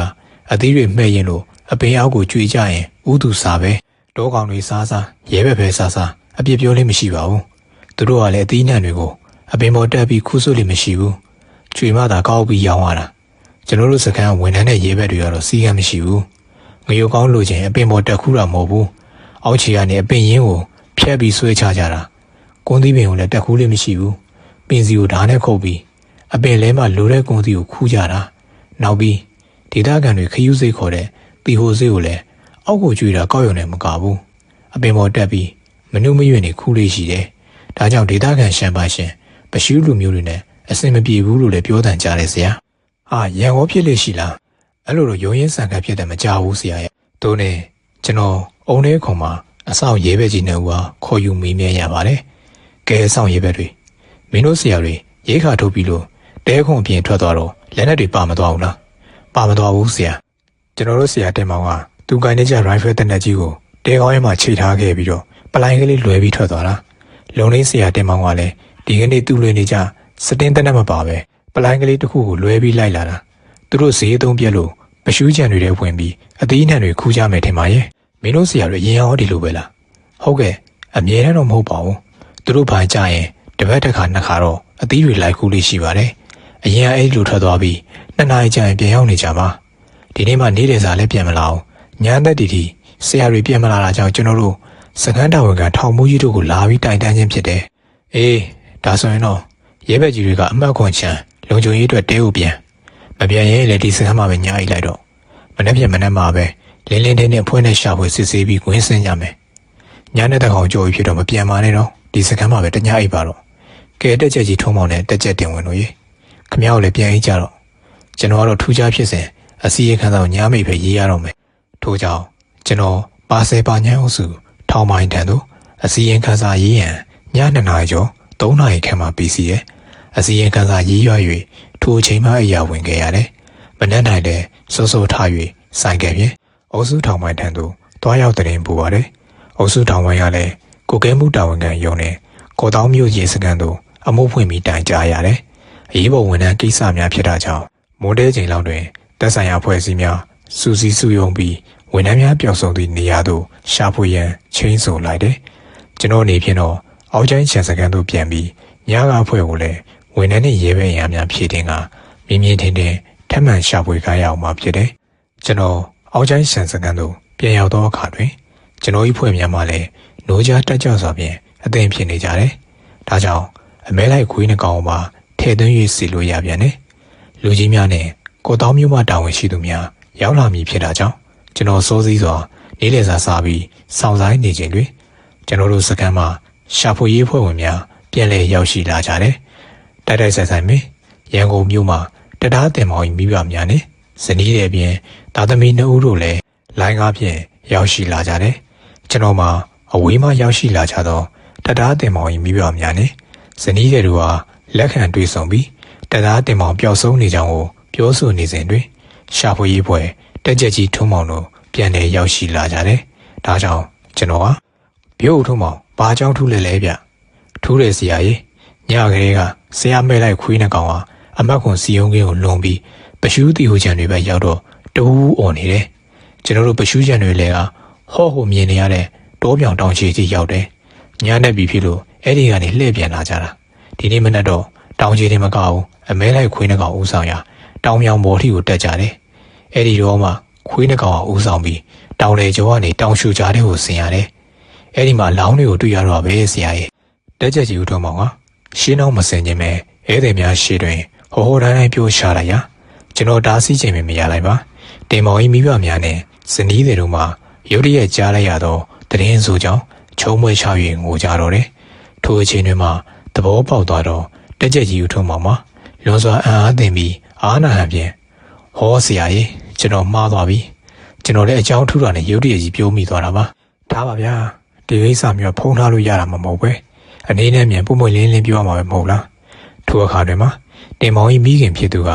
ဟုတ်ပါတယ်ဆရာရဲ့ကျမတို့လည်းသားလေးနဲ့ပတ်သက်ပြီးအိမ်မက်အိမ်ရာတွေမကောင်းလို့တတိယပြီးလိုက်လာတာအခုတော့ထင်တဲ့အတိုင်းဖြစ်ပြီးပြောဆူမိခင်ဖြစ်သူနဲ့တင်မောင်ကြီးဇနီးဖြစ်သူတို့မှချုံမွေချ၍ငိုကြတော့တယ်ထိုအခါတွင်မှမောင်တင်မောင်ကြီးဖခင်ဖြစ်သူကဆရာကြီးဖြစ်လာမှတော့ဘယ်တက်နိုင်တော့မလဲအကောင်းဆုံးဖြစ်အောင်သာကူညီပေးပါတော့ဆရာကြီးဟုတ်ကဲ့ပါဦးလေကျွန်တော်စကန်ကဝန်ထမ်းကိစ္စဆိုတော့ကျွန်တော်တို့အားလုံးတာဝန်ယူပါတယ်ဒီကိစ္စကလည်းလူသက်မှုဆိုတော့အမှုခင်းဖွင့်ပြီးတေမှုတင်ခင်စုံစမ်းစစ်ဆေးရအောင်ပါဦးလေးတို့မိသားစု9ရက်လေသည်ကြီးတော့ဒီစကန်မှာနေပါစားတောက်နေထိုင်ရေးအတွက်တော့ဘာမှမပူနဲ့ကျွန်တော်တို့အကုန်ကူညီပံ့ပိုးပေးပါမယ်ဟုတ်ကဲ့ပါဆရာကျွန်တော်တို့လည်းရောက်တော့ရောက်ခိုင်းတားရဲ့နာရေးကိစ္စအတွက်ဝိုင်းဝန်းကူညီလှုံ့ဆော်ပေးပါမယ်သူနဲ့မောင်တင်မောင်ကြီးမိသားစုဟာကျွန်တော်နေ့လည်စာကျွေးမှုပြီးနှစ်သိမ့်နေစဉ်၌ပဲပါဆယ်ပါညံစကန်ရှိအုပ်စုထောင်ပိုင်းအုံမြင့်ထံမှတာဝန်ရှိသူများထွက်ခွာလာပြီးဖြစ်တာကြောင့်အခင်းဖြစ်ပေါ်ရာနေရာတွင်လက်နက်ကိုင်ဆောင်များနှင့်စောင့်နေရန်စက်သားစီတို့အကြောင်းကြားလာတယ်။ထိုစဉ်ချင်းက1985ခုဖြစ်ပြီးကျွန်တော်တို့စကန်များတွင်ဆက်သွယ်ရန်တယ်လီဖုန်းမရှိပါ။ဒါကြောင့်ဆက်သွယ်ရာတွင်သွာလာမှုစဉ်ပြေနေရာကျသောမော်တော်ဆိုင်ကယ်စက်သားဖြင့်သာတနေရာနှင့်တနေရာကူးလူဆက်ဆံရခြင်းဖြစ်တယ်။ဒါကြောင့်လည်းကျွန်တော်လည်းရှာဖွေရေးဖွဲ့ဝင်များအမဲလိုက်ခွေးနှကောင်ခေါ်ကလူသက်မှုဖြစ်ပွားသည်တောင်ပြောင်တောင်ချီဘက်သို့စီယုံချံအတွင်ဘက်ဖြက်လန်းမြတ်မှတဆင်ချီတက်ခဲ့ကြတယ်။စခန်းနဲ့တောင်ပြောင်တောင်ချီမှာအနည်းဆုံး3မိုင်ခန့်ဝေးတယ်။တောင်ပြောင်တိုးကြီးမှာမြေကြီးတောင်ဖြစ်ကရွာဘက်တွင်ထီထီကြီးရှိနေပြီးဦးကောင်းပြောင်နေတော့လူကြီးတဦး၏ဦးကောင်းပုံစံတောင်ကောင်းပေါ်၌တစ်ပင်နှင့်မြက်ပင်များလည်းပေါက်ရောက်နေခြင်းမရှိပါကျွန်တော်တို့ဖွဲ့တနက်များကိုစီလွယ်ပြီးလေးဘက်ထောက်ရတက်ရတယ်အမဲလိုက်ခွေးနဲ့ကောင်ကတော့တဝောင်းဝောင်းអော်ပြီးရှေ့ကဦးဆောင်လဲပြတက်သွားတယ်တောင်လေကျောသို့ရောက်လျင်လေကအလွန်ထန်တယ်တောင်ထိပ်ပေါ်သို့တက်ကလူသက်မှုတွင်ပါဝင်သည့်ပရှုရှံသမားများကစေးမှုဝင်းနိုင်ကိုအညှိုးထားကြသည်ဟုသိရတယ်တကယ်တမ်း၌လူသက်မှုတွင်ပါဝင်သည့်ချမ်ပိုင်ရှင်အဒူလာတင်ကိုဦးလာတင်ဆိုသူကိုသာဖမ်းမိတယ်ကိုတောင်ရဲစခန်းတွင်ခြုံနှောင်ထားတယ်ထို့သူကိုစစ်ဆေးချက်အရလူသက်မှုတွင်ပါဝင်သည့်ချမ်ပိုင်ရှင်များမှာ5 ဦးရှိပြီးတစ်ဖက်နိုင်ငံသို့တွားရောက်ပြီးဘုံခိုနေခြင်းကြောင့်အများစုတရားခံများမှာလွတ်မြောက်နေတယ်။တီဟိုစိတ်ခိုးသူဝန်ထမ်းတွေကအညှိုးအတိတ်ဖြင့်လှုပ်ချန်တက်ဖြတ်ပြီးတော့လေတရားခံပြည်များကတရင်စားနာဖော်ထုတ်ပြီးသူစေးမှုဝင်းနိုင်နဲ့အမှုလန်းစားကိုဖော်ထုတ်သူကျွန်တော်အားအညှိုးတိထား၍ကျွန်တော်လည်းအသွားလာဆင်ခြင်ရတယ်။ကျွန်တော်ပိုင်နဲ့ခြံအတွင်း၌တော့ပြဿနာမရှိပါ။သွားလာလျင်လည်းကျွန်တော်တို့ကလက်နက်ကိုစီဖြင့်တတိထား၍သွားလာကြခြင်းဖြစ်တယ်။တခါတရံကိုတောင်းမျိုးတို့ဆိုင်ကယ်ဖြင့်ဆင်းနေနော်ကျွန်တော်နောက်ဘက်တွင်တပည့်တူသာပါတယ်။ထိုအချိန်မျိုးတွင်လက်နက်ပါတော့လေကျွန်တော်တို့အလွန်တတိထားရတယ်။လူသက်မှုကိုအမှုရင်ဆိုင်နေစဉ်အတွင်း၌ပင်လူသက်မှုဖြစ်ပွားရနိုင်ပါဝင်သောအဖွဲ့ဝင်များညအချိန်မတော်တွင်၎င်းတို့မိသားစုများရှိရာအိမ်သို့လျှို့ဝှက်ပြီးဆက်လီများဖြင့်တစ်ဖက်နိုင်ငံမှပြန်လာတတ်ကြောင်းကျွန်တော်တို့တရင်ရသဖြင့်သက်ဆိုင်ရာနယ်မြေရဲတပ်ဖွဲ့များဖြင့်ညှိနှိုင်းပြီးကျွန်တော်တို့စောင့်ဆိုင်ဖမ်းကြတော့လဲဖမ်းမိခြင်းမရှိပါထိုအချိန်တွင်ကျွန်တော်တာဝန်ထမ်းဆောင်နေချိန်နှစ်ပြည့်တော့မည်ဖြစ်တာကြောင့်ကျွန်တော်နဲ့စကန်တာဝန်ကိုလွှဲပြောင်းယူရန်အတွက်ရန်ကုန်မြို့မှာထောင်မှုကြီးတူရောက်ရှိလာပါတယ်ထို့သူမှလည်းကျွန်တော်နဲ့ပတ်စင်တူသူဦးကျော်ရောဆိုသူဖြစ်တယ်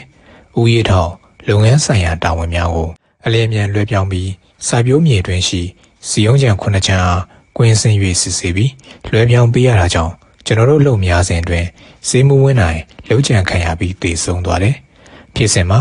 ကော်တောင်းမြို့မှာအောက်ကျိုင်စီယုံတွေစီးပွားများထုတ်ယူပြီးပြန်တွင်ကျွန်တော်တို့စီယုံစကန်များ၏အစဖြစ်သောရေတကွန်စကန်နှစ်ပေမှာရေတကွန်ဂုံးစင်း6ကြီးကိုဆိုင်ကယ်ဖြင့်ထိန်း၍ဆင်လာစဉ်အောက်ခြေရောက်နိုင်မျက်နှာချင်းဆိုင်တောင်ကုန်းပေါ်မှာလူသက်သမားကတလုံးတို့6လုံးကြီးဖြင့်ပြစ်ခတ်ခဲ့ခြင်းဖြစ်တယ်။စီးမှုဝင်နိုင်မှာနေရာ၌ပင်ကြည်ထိမှန်၍တည်ဆုံသွားတော်လေသူနောက်တွင်ကပ်၍ဆိုင်ကယ်စီးလာသောတပည့်လှုပ်သူမှာကြီးမထီပဲထွက်ပြေးလွတ်မြောက်ခဲ့တယ်။လူသက်သမားမှလည်းလွန်စွာစိတ်ငြိမ်ပြီးအစောက်ကျက်ဖြင့်ဝေးသောဒေါ်လန်ခီးတွင်လှုပ်ကြံတက်ပြက်ပြီးနောက်အေးစစ်စစ်ပင်လွတ်မြောက်သွားခဲ့တယ်။စေးမှုဝင်းနိုင်လှုပ်ကြံခံရပြီးနောက်အကြောင်းသိသောလူကြီးများကနောက်လည်းမှာကျွန်တော်၏လက်ဖြစ်ကြောင်းတတိပေးကြတယ်။ကျွန်တော်ကလည်းပြည်မသို့ပြန်ကားနေဖြစ်တာကြောင့်လွန်စွာတတိထားပြီးနေထိုင်ရတယ်။ထိုကိစ္စများကြောင့်ရခင်ချင်းများကစီယုံခင်းများပြင်တနင်္သာရီယူမှတောင်ရှိတော်တွင်လှည့်ပတ်၍အမဲလာရင်ဒေါသဘာဝနှင့်တထထဲကြအောင်ပျော်ရွှင်ခဲ့ရသောအမဲလိုက်မှုဆိုဝါဒနာပါသည်ကျွန်တော်မှခြေကျုံမိနေတော့တယ်။ဒါကြောင့်လေပြည်မသို့ပြန်ရန်သာပြောင်းရွှေ့မိန်ကိုဆောင်ပြီးငြိမ်နေရတယ်။တပည့်တပန်းများကဒေါ်ရင်းဝင်၍အမဲလိုက်ခြင်းမှုကိုပဲမပြုရန်ဓာမြစ်လာကြတော့တယ်။ကျွန်တော်ကထင်းထင်းပေါ်ပေါ်နေသူဖြစ်တယ်။ထောင်ထဲမှာလှုပ်ကြံတက်ပြတ်ပြီးသူများကိုမြည်သူမြည်ဝါဟုတ်ပင်ကျွန်တော်မသိနိုင်ပါ။ဒါကြောင့်လေစကန်းတိုင်းပင်အကျေကျုံမိပြီးငြိမ်နေရတော့တယ်။ကံကောင်းထောင်ပါစွာထိုစဉ်ကာလတွင်မိခင်ထောင်ပြည့်သည့်အင်းစိန်ဘိုးအကျဉ်းထောင်သူပြောင်းရွှေ့ရန်အမိန့်စာထွက်လာတာကြောင့်ကျွန်တော်တို့ကံကောင်းသွားတယ်။ကျွန်တော်တို့ဆိုရတွင်လူသက်မှုရှာဖွေရတွင်ပါဝင်သည့်ကျွန်တော်တို့လက်အောက်မှာတက်ကြကြီးဦးထုံးမောင်နဲ့တက်ကြတင်ဝင်းတို့ကလည်းလူသက်သမားများကချင်းချောက်ခံရကြောင်းသိရှိလာရခြင်းကြောင့်ဖြစ်တယ်။သို့သောကျွန်တော်တို့ဆရာတပည့်များကံကောင်းထောက်မစွာအသက်အန္တရာယ်မှလွတ်မြောက်ပြီးပြည်မသို့ပြန်လာနိုင်ကြတယ်။လူသက်သမားအဖွဲ့မှလည်းဖမ်းဆီးရမိသည့်တဦးတည်းဖြစ်သည့်ဦးလားတင်စုသူမှလွယ်၍ကျဲလူများကိုဖမ်းဆီးရမိခဲ့ခြင်းမရှိပါ။တောပြောင်မှုစုများဖြစ်ကြသည်ကျွန်တော်တို့မှာတောမပြောနိုင်တော့ပဲရန်ကုန်မြို့ရှိအင်းစိန်ဘိုးအချင်းထောင်ကြီးတွင်တာဝန်ထမ်းဆောင်ကြရပါတယ်။တောနဲ့မြို့တို့အလုံးခွာခြားပါတယ်။မြို့ပေါ်တွင်တာဝန်ထမ်းဆောင်ရသည်မှာယူနီဖောင်းနဲ့ကြိုးကြိုကလေးနေကြရတယ်။သူချင်းချင်းသူတာဝန်ထမ်းဆောင်ကြခြင်းဖြစ်တယ်။တော်တွင်စကမ်းများလိုလွတ်လပ်ခြင်းတော့မရှိပါ။ဒါပေမဲ့စနစ်တကျစားချိန်အိတ်ချိန်ပုံမှန်ဖြစ်ပြီးတော့ငါဖျားရံနဲ့တောင်ကျမ်းသူများရံမှာကင်းဝေးပါတယ်။အင်းစိန်ချင်းထောင်သို့ပြန်ရောက်ရှိပြီးတာဝန်ထမ်းဆောင်ရခြင်းတွင်ကျွန်တော်ကျွမ်းကျင်သည့်အချုပ်ရုံးလုပ်ငန်းနဲ့အစာမှုဖြင့်တာဝန်ခံခြင်းခံရပါတယ်။1988ခုနှစ်တွင်အရေးခင်းဖြစ်ပွားပြီးနောက်ကျွန်တော်ဟာအကျဉ်းဦးစီးဌာနရုံးချုပ်စီမံကိန်းဌာနသို့ပြောင်းရွှေ့တာဝန်ပေးထားတယ်။ဒီမှာတစဉ်အင်းစိန်ဘိုးအကျဉ်းထောင်ဝင်တွင်ဖွင့်လှစ်ထားသောမြန်မာပြည်တပြည်လုံးမှာရောက်လာကြသည့်တင်နန်းသားများကိုဦးရေးထောင်ဘာသာရပ်များနှင့်ပတ်သက်၍စစ်ပညာလက်နက်ငယ်ဘာသာရပ်များကိုသင်ကြားပေးသည့်အကျဉ်းဦးစီးဌာနကျွမ်းကျင်မှုဆိုင်ရာသင်တန်းကျောင်းတွင်ဒုတိယကျောင်းကြီးဖြင့်တာဝန်ထမ်းဆောင်ရပါတယ်။ဒါအပြင်ဦးရေးထောင်ဆိုင်ရာဘာသာရပ်များကိုလည်းတင်နန်းသားများအားသင်ကြားပေးရသည့်ဆရာဖြင့်တာဝန်ထမ်းဆောင်ရပါတယ်။ဒီသင်တန်းကျောင်းတွင်ရုံးချုပ်မှာ2နှစ်ခန့်တာဝန်ထမ်းဆောင်ရပြီးနောက်ကျွန်တော်ဟာပြောင်းရွှေ့မိထုတ်ပြန်ပါတယ်။ဤတကပြောင်းရွှေ့ရသည်ကတော့မြန်မာပြည်မြောက်ဖျားစွမ်ပရာဘွန်လမ်းဖောက်လို့ရေးစကန်ကိုဖြစ်ပါတယ်။ကော်တောင်းမြို့နယ်စီယုံစိုက်ပျိုးရေးစကန်များမှာမြန်မာပြည်တောင်များတွင်ရှိပြီးယခုစွမ်ပရာဘွန်လမ်းဖောက်လို့ရေးစကန်ကတော့မြန်မာပြည်မြောက်ဖျားမှာရှိပါတယ်။သူဆန်စာရဲရသောစူရဝန်ထမ်းများပြီးစေလိုရာစေတာဝန်ထမ်းဆောင်နေရစဉ်တွင်အုပ်ချုပ်သူလူကြီးများ၏စေလိုရာသို့မတော်မဖြစ်သွားကြမည်မှာကျွန်တော်တို့ယူနီဖောင်းဝတ်ဝန်ထမ်းများ၏တာဝန်သာဖြစ်ပါတယ်။ဒါကြောင့်1992ခုဇန်နဝါရီလ2ရက်ခင်းတွင်ကျွန်တော်၏ပြောင်းရွှေ့ရမည့်ခရီးစဉ်စတင်ပါတယ်။အင်းစိန်ဘူတာတွင်အကျဉ်းဦးစီးဌာနမှစင်းလုံးကမိရထားတွေယူစိုက်ကပ်လာပါတယ်။ထိုမိရထားပေါ်တွင်ပြောင်းရွှေ့ရေးဘက်400နဲ့ကျွန်တော်တို့အကျဉ်းဦးစီးဌာနမှဝန်ထမ်းများလန်ကီလုံခြုံရေးအတွက်စောင့်ကြပ်လိုက်ပါလာကြတယ်။ရဲဝန်ထမ်းများလည်းပါလာကြတယ်။အင်းစိန်ဘူတာမှာခရီးစဉ်တစ်ဆက်တည်းထွက်ခွာရမှာဖြစ်ပြီးမိရထားတွင်များမှာလည်းပြောင်းလဲမစီရပါစကောင်းများကိုသာပြောင်း၍ပြည်ဆွဲခြင်းဖြစ်တယ်။မန္တလေးမြို့ဟောင်းဘူတာတွင်ခေတ္တရန်နာ၍ရိခါပစ္စည်းများတင်တယ်။ဘူတာမှမိုးကောင်းမိုးညင်းမြို့များကိုဖျက်ပြီးမြင်းကြီးနားဘူတာတို့သွားခြင်းဖြစ်တယ်။ လန်ခီတွင်မီးရထောင်ပေါ်၌စားတောက်နေထိုင်ရတယ်။နီးစပ်ရာထောင်နှင့်စခန်းများမှာကျွန်တော်တို့ခီးတဲ့ရဲဘက်ဝန်ထမ်းနှင့်လုံထိန်းများအတွက်စားတောက်ရိတ်ခါပို့ဝေတယ်။မြကြီးနားမြို့ဝင်မြို့ပေါ်ဟူသောဘူတာယုံနီး၌ပင်မြကြီးနားမြို့ဘက်မှဆင်းလာသောအစုံရထားကို KIA ကမိုင်းထောင်သဖြင့်ထိုတနေ့ညကကျွန်တော်တို့ရဲဘက်ရထားကြီးထိုမျိုးပေါ်ဟူသောဘူတာကလေးနီးတွင်စောင့်ဆိုင်ညအိပ်ရပြီးမိုင်းထိသောအစုံရထားရှင်းလင်းပြီးပါမှကျွန်တော်တို့ဆန်ရထားကြီးမိရထားမျိုးသို့ခုံမောင်းရပါတယ်ကျွန်တော်တို့၏မြန်မာပြည်မြောက်ပိုင်းခီးစဉ်ဟာ KIA ဖွဲ့ကပွဲဥတွေတက်လှမ်းကြိုဆိုလိုက်ခြင်းဖြစ်ပါလိမ့်မယ်ထိုနေ့ကမြကြီးနားဘူတာတို့ညနေခင်း4 နာရီခန့်တွင်ရောက်ရှိခဲ့ကြခြင်းဖြစ်တော်လေကျူပိုသောရင်မလုံလောက်ခြင်းကြောင့်မိုးတော်ချုံမှကျွန်တော်တို့ဖွဲ့ပိုးစာချန်ရဲဘက်စကန်ဟုခေါ်တွင်သောမြကြီးနားမြို့အတွက်အေယာဝတီမြစ်ဆုံသို့သွားရန်ကတ္တရာလမ်းတစ်ပေရှိရဲဘက်စကန်တွင်ညအိပ်ရနာရပါတယ်ရင်းရဲဘက်စကန်မှာစကန်လက်ကျန်ရဲဘက်အင်အား200ခန့်ရှိပြီးကျွန်တော်ပြည်မခေါ်ဆောင်လာသည့်ရဲဘက်အင်အား400နဲ့ပေါင်းပါက600ကျော်ခန့်ရှိပါတယ်ပိုးစာချန်ရဲဘက်စကန်မှာခိတ္တအထိုင်စကန်သာလျင်ဖြစ်ပြီးရှီတန်းစကန်များဖြစ်ကြသည့်မိုးကောင်းမိုးညင်းစွန်ဘရာပေါ်နှင့်ဝိုင်းမော်ချီပွေစခန်းများသို့ရဲဘက်နှင့်ဝန်ထမ်းများပြောင်းရွှေ့ရခြင်းဖြစ်တယ်။ကျွန်တော်တို့ဖွဲ့အလဲကျသောစခန်းများသို့မထွက်ခါရသေးမီဧည့်သည်များဖြင့်မြကြီးနားမြို့ပေါ်ရှိပိုးစာချန်ရဲဘက်စခန်းတွင်တွဲ၍နေရပါသေးတယ်။ပိုးစာချန်ရဲဘက်စခန်းတာဝန်ခံပါလေ။ကျွန်တော်တို့ထောင်မှုတင်တဲ့အပတ်စဉ်တူတူဒုတိယထောင်ပိုင်းဦးငွေစန်းဆိုသူဖြစ်တယ်။သူကလည်းကျွန်တော်တို့ဟာရှီတန်းသို့မထွက်ပဲနောက်တန်းလိုက်တာနေထိုင်ရန်ပြောပါသေးတယ်။ဒါပေမဲ့ကျွန်တော်ကရည်မှန်းချက်ရှိသည့်တိုင်ရှီတန်းတို့သာအလင်းမြန်ထွက်ခွာနိုင်ရန်ကိုဥတီချက်ထားပြီးဆောင်ရွက်ပါတယ်။မြကြီးနားမြို့ရဲ့စောင်းရသည့်ရာသီဥတုကအလွန်အေးပါတယ်။စကန်တီတီတို့ထွက်ခွာသွားသော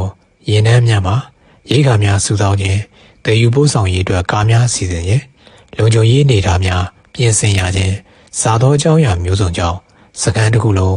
ရဲဘက်များပို့ပြီးဆိုလျင်အတော်ပင်စနစ်တကျဖြစ်အောင်စီစဉ်ကြရတယ်။ထို့နောက်ကျွန်တော်ကစခန်းတို့အမြန်ဆုံးထွက်ခွာလို့တော့လဲအချိန်တစ်လခန့်ယူအောင်မည်ဖြစ်တယ်။တကယ်တမ်းဆိုတော့ကျွန်တော်ရှိကတစ်လခန့်စိုးရောက်နေတော့ဒုတိယထောင်ပိုင်းဦးကျင်မောင်တန်းဤစခန်းထွက်ရမည်အလှည့်ဖြစ်တယ်။သို့တော့သူဤဇနီးတဲ့လိုက်လာမည်ဆိုတော့ကြောင့်စခန်းတို့မထွက်လို့ပါ။ဒါကြောင့်လဲကျွန်တော်ကအလျင်စလို့စခန်းထွက်လို့တော့ကြောင့်ကျွန်တော်နဲ့တာဝန်လွှဲပြောင်းရခြင်းဖြစ်တယ်။ဒါကြောင့်လဲကျွန်တော်စခန်းသို့မထွက်ရသေးခင်တလားလောက်ချိန်ရတာကြောင့်မြကြီးနားမြို့၏ဈေးများစေကန်းနဲ့ဂရိနော်ပန်းဖြေစခန်းများသို့တွားရောက်လေ့လာပြီးအချိန်ဖြုံရပါတော့တယ်။ဝေဝေးလန်လန်နေရာများဟိုတော့မတွားပြခဲ့ပါ။အချိန်တလားခန့်ကြာတော့ကျွန်တော်တို့ဖွဲ့စမ်ဘရာဘွန်စခန်းများသို့ပြောင်းရွှေ့ထွက်ခွာရန်အတွက်အစီအစဉ်ကြာလာပါတယ်။ရဲဘက်400အားတည်ယူမိရင်38စီဖြင့်ရွှေ့ပြောင်းတည်ရမှာဖြစ်တယ်။တမတော်မှာကာကိုကားကြီးဖြင့်အရဲဘက်မှာချောဆွဲထားသောဒေါ်ချေကများပါတယ်။လာဇန်တရက်တွင်ကျွန်တော်တို့ရင်နှန်းကြီးမြကြီးနားမြို့များသို့ပိုးစာချန်စခန်းမှစတင်ထွက်ခွာပါတယ်။ရွှေစက်နှင့်ဂရိနော်စခန်းကိုလွန်တော့ဂျင်ခရန်ဟုဆိုသောလျှက်စစ်တာစီမံစိမ်းစခန်းဤသို့အရောက်တွင်ကျွန်တော်ရွေးချယ်စီးလာခဲ့သောဒေါ်ချေကရေလေဟုံဘောကြွားပြီးဆက်ပြက်ပါတော့တယ်။ရင်နှန်းဖြင့်သွားလာခြင်းအစီအစဉ်အရကားတစ်စီးပြက်လျင်ရင်နှန်းကြီးတစ်ခုလုံးရဲရတော့တယ်။အကျဉ်းသားရဲဘက်များလည်းပါလာတာကြောင့်လုံခြုံရေးအရေးကြီးတယ်။တက်မတော်သားများနဲ့ကျွန်တော်တို့အကျဉ်းဦးစီးဌာနမှလက်နက်ကိုင်များလည်းပါဝင်သောကြောင့်လုံခြုံရေးအတွက်စိတ်ပူရန်မလိုတော့လဲဝန်ထမ်းနဲ့ရဲဘက်များအားစားချိန်တောက်ချိန်ကျွေးမွေးနိုင်ရန်အတွက်ကြိုစဉ်စီစဉ်ထားသောအစီအစဉ်များလွှဲချော်ကုန်နဲ့ရေလေုံဘောပြက်သည့်ကားမှာကားဆရာမှာစစ်တပ်၏ကျိန်းမောင်းစုဆဲခံရတယ်။ကားဆရာကြီးကိုယ်တိုင်ကလည်းတက်မတော်ထွက်တက်ချက်ကြီးအောင်တဟုဟုသိရတယ်။သို့သောရေးပါတာပဲလိုချင်ပြီးရီဘူးပေါက်တာမလိုချင်သောအရာရှိများကတက်မတော်သားချင်းဖြစ်တော်လဲစစ်သားဟောင်းကားဆရာကြီးကိုအမျိုးမျိုးပညာပေးကြတယ်။ဒါကြောင့်ကားဆရာကြီးမှာအဘိုးပစ္စည်းပါမလာတော့ရေလေုံဘောအတွက်ဆိုင်ကယ်ငှားပြီးမြကြီးနားမြို့သို့ပြန်ပြေးပြီးဝယ်ရတယ်။ရေလေုံဘောရတော့လဲပြန်လေတက်ဆင်ကြရာစုစုပေါင်းအချိန်3 နာရီခန့်လမ်းခီးတွင်ကြာမြင့်သွားတယ်။ဒါကြောင့်လဲကျွန်တော်တို့ရင်နှန်းကြီး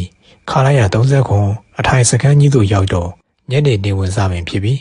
ဒါကြောင့်ထိုစခန်းရှိကျောင်းပိတ်ထားသောမူလတန်းကျောင်းဆောင်ကံများတွင်ရဲဘက်နှင့်ဝန်ထမ်းများနေရာချထားပြီးည၏စခန်းချရပါသည်ရဲဘက်400နှင့်ဝန်ထမ်း100ခန့်အတွက်ညစာချက်ပြုတ်စီစဉ်ရသည်မှာ ခရီးသွားနေခြင်းဖြစ်တာကြောင့်မလွယ်ကူပါအချိန်လုံးကုန်ပါတယ်ချက်ပြုတ်ရန်အိုးခွက်ပကံကလည်းအလုံးလောက်မရှိပါဒါကြောင့်ထမင်းချက်ပြုတ်သူဝန်ထမ်းဖို့ကောင်းတဲ့ရဲဘက်များမှာအတော်ကလေးကတိကလင်ဖြစ်ကြတယ်ညစာကိုအလေးမြန်ဆုံးချက်ပြုတ်ပြီးတော့လဲစားတော့ရသည့်အချိန်မှာည9 နာရီခန့်ဖြစ်ပြီးစားရသည့်ထမင်းမှာလည်းအများနှင်းဖြစ်တာကြောင့်ထွေရကောင်းမွန်ခြင်းမရှိပါ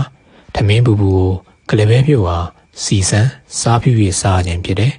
ကျွန်တော်တို့ညအိစကန်ချသည်တံပရဲဟူသောရွာကြီးမှာမေခါနှင့်မလီခါတို့ပေါင်းစုံပြီးအေယာဝတီမြစ်ကြီးစတင်ဖြစ်ပေါ်လာသည့်မြစ်စုံဟူသောနေရာနှင့်တမိုင်ခန့်သာဝေးတယ်ကျွန်တော်တို့ခရီးဆုံးအောင်တွားရောက်တာဝန်ထမ်းဆောင်ရမည့်နေရာမှာမလီခါမြစ်နှင့်ရှင်ပြီး88မိုင်တိတိတွားရောက်ရမည့်စွန်ဘရာဘွန်စကန်ဟုခေါ်သောဂျားစကန်တစ်ခုဖြစ်တယ်88မိုင်ဟူသောခရီးကွာဝေးမှာမြေပြန့်ဒေသတွင်မော်တော်ကားဖြင့်3 နာရီခန့်သွားလျင်ရောက်ရှိနိုင်မည့်ခရီးပင်ဖြစ်တယ်သို့သောတောင်တက်တောင်ဆင်းခရီးချမ်းကြီးတွင်တနေ့သာသွားတော့လေရေနန်းကြီးနှင့်ဖြစ်သောကြောင့်10 မိုင်ခရီးကိုပင်မနှဲပေါအောင်သွားရတယ်တနေ့သာခရီးနှင်ပြီးရေနန်းနှင့်ညီ၍နားခိုရန်အဆင်ပြေသောနေရာသို့ရောက်လျင်နေ့လည်စာညစာကိုအဆင်ပြေအောင်ချက်ပြုတ်စားရတယ်breakfast ခေါ်သောမနက်စာကိုကတော့အဆင်မပြေသဖြင့်မစားရပါခရီးလမ်းတစ်လျှောက်လုံးတွင်ကချင်ရွာများရှိတော်လေကြီးကြီးကျယ်ကျယ်ရွာများမဟုတ်ကြပါမြကြီးနားစွန်ဘရာဘွန်လမ်းဟုဆိုတော်လေကဘာစစ်တွင်ကအင်္ဂလိပ်များအိန္ဒိယနိုင်ငံသို့စုပ်ပြေးတွင်ယာယီသုံးပြရန်အတွက်အရေးပေါ်ဖော်လို့သွားခဲ့သောလမ်းမြေကမတ်တာစေဗီခန့်သာကျဲရှိပြီးကြောက်ကျန်းလမ်းကြီးသာဖြစ်တယ်တောင်စင်းတောင်တန်းအချို့သောနေရာများတွင်ရေစီးကြောင်းကြောင့်ကြောက်ကုန်းချမ်းကြီးများမြေပေါ်သို့ထွက်နေတယ်အချို့နေရာများတွင်ကြောက်တုံးကြီးများမရှိသောမြေလမ်းမကြီးသာဖြစ်တယ်ဒါကြောင့်ခရီးသွားသည်မှာလွန်စွာနှောင့်နေတယ်ကားကိုခေါ်စကားချင်းများမှာအိုမင်းလာပြီးစက်ကလည်းမကောင်းပါစီစားကတော့လွန်များတယ်စီတကားလန်းလျင်တမိုင်လုံးသာရကြောင်းစကားဆရာများကလည်းညီကြတယ်လမ်းခီး၌ရှိသောကချင်ရွာများဖြစ်ကြသည့်စော့ခါစုခါဖိုရင်ခါအင်ဂျန်အင်ခါဟူသောရွာများကိုရေနန်းကြီးဖြင့်ကြော်ဖြတ်ရတယ်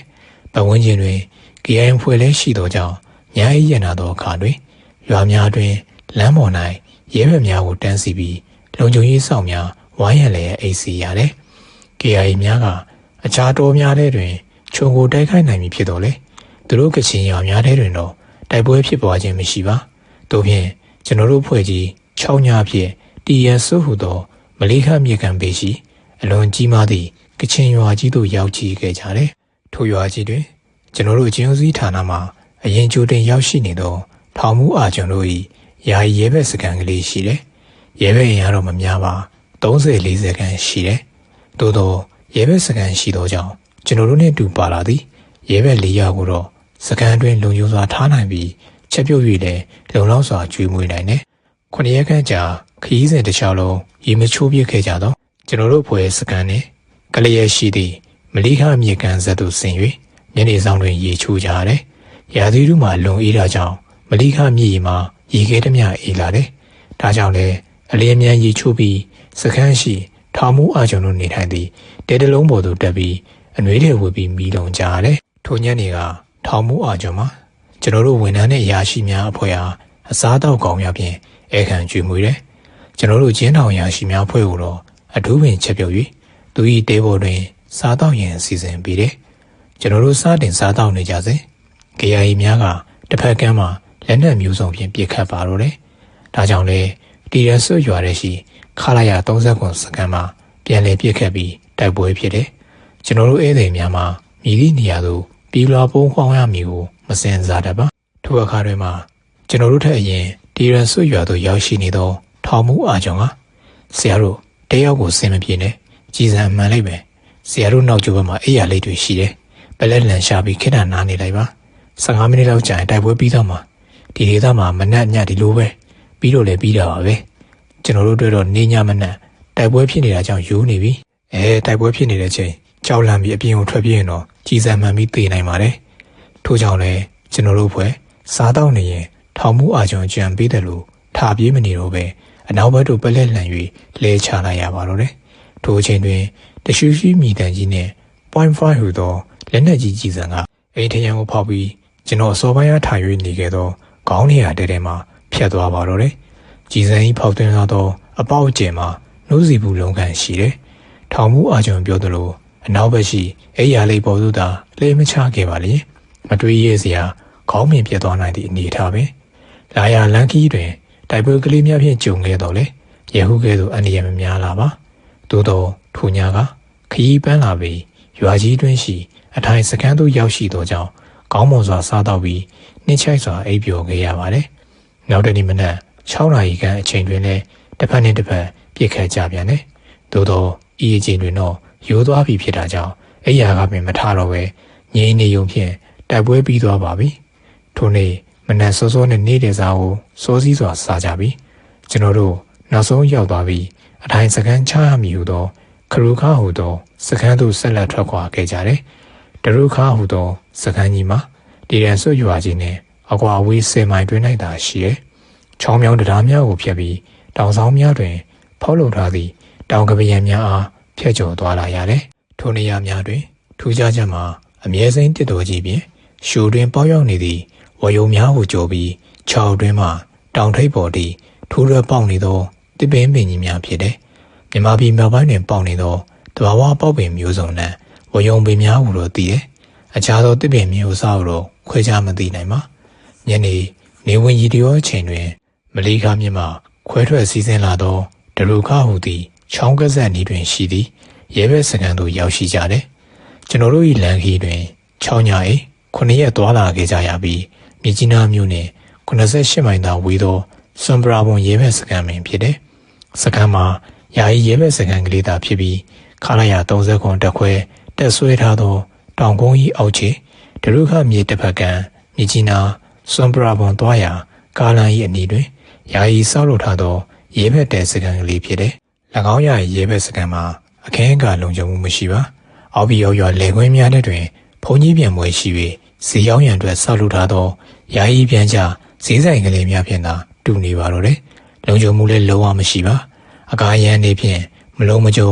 ဝါကက်စီယူကလေးကိုသာကာထားပြီးအခင်းနေဖြင့်လည်းနေကြီးပေါ်၌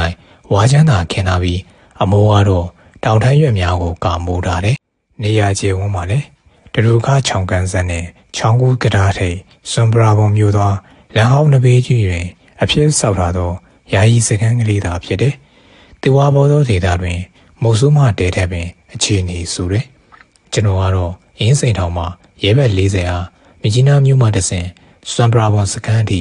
လုံလုံခြုံခြုံခေါ်ဆောင်လာပြီးထောင်ပိုင်းထမ်းအနံမီဖြစ်တာကြောင့်ကျွန်တော်တာဝန်ပြီးဆုံးပြီဖြစ်တယ်။ဒါကြောင့်လဲထွန်ညာက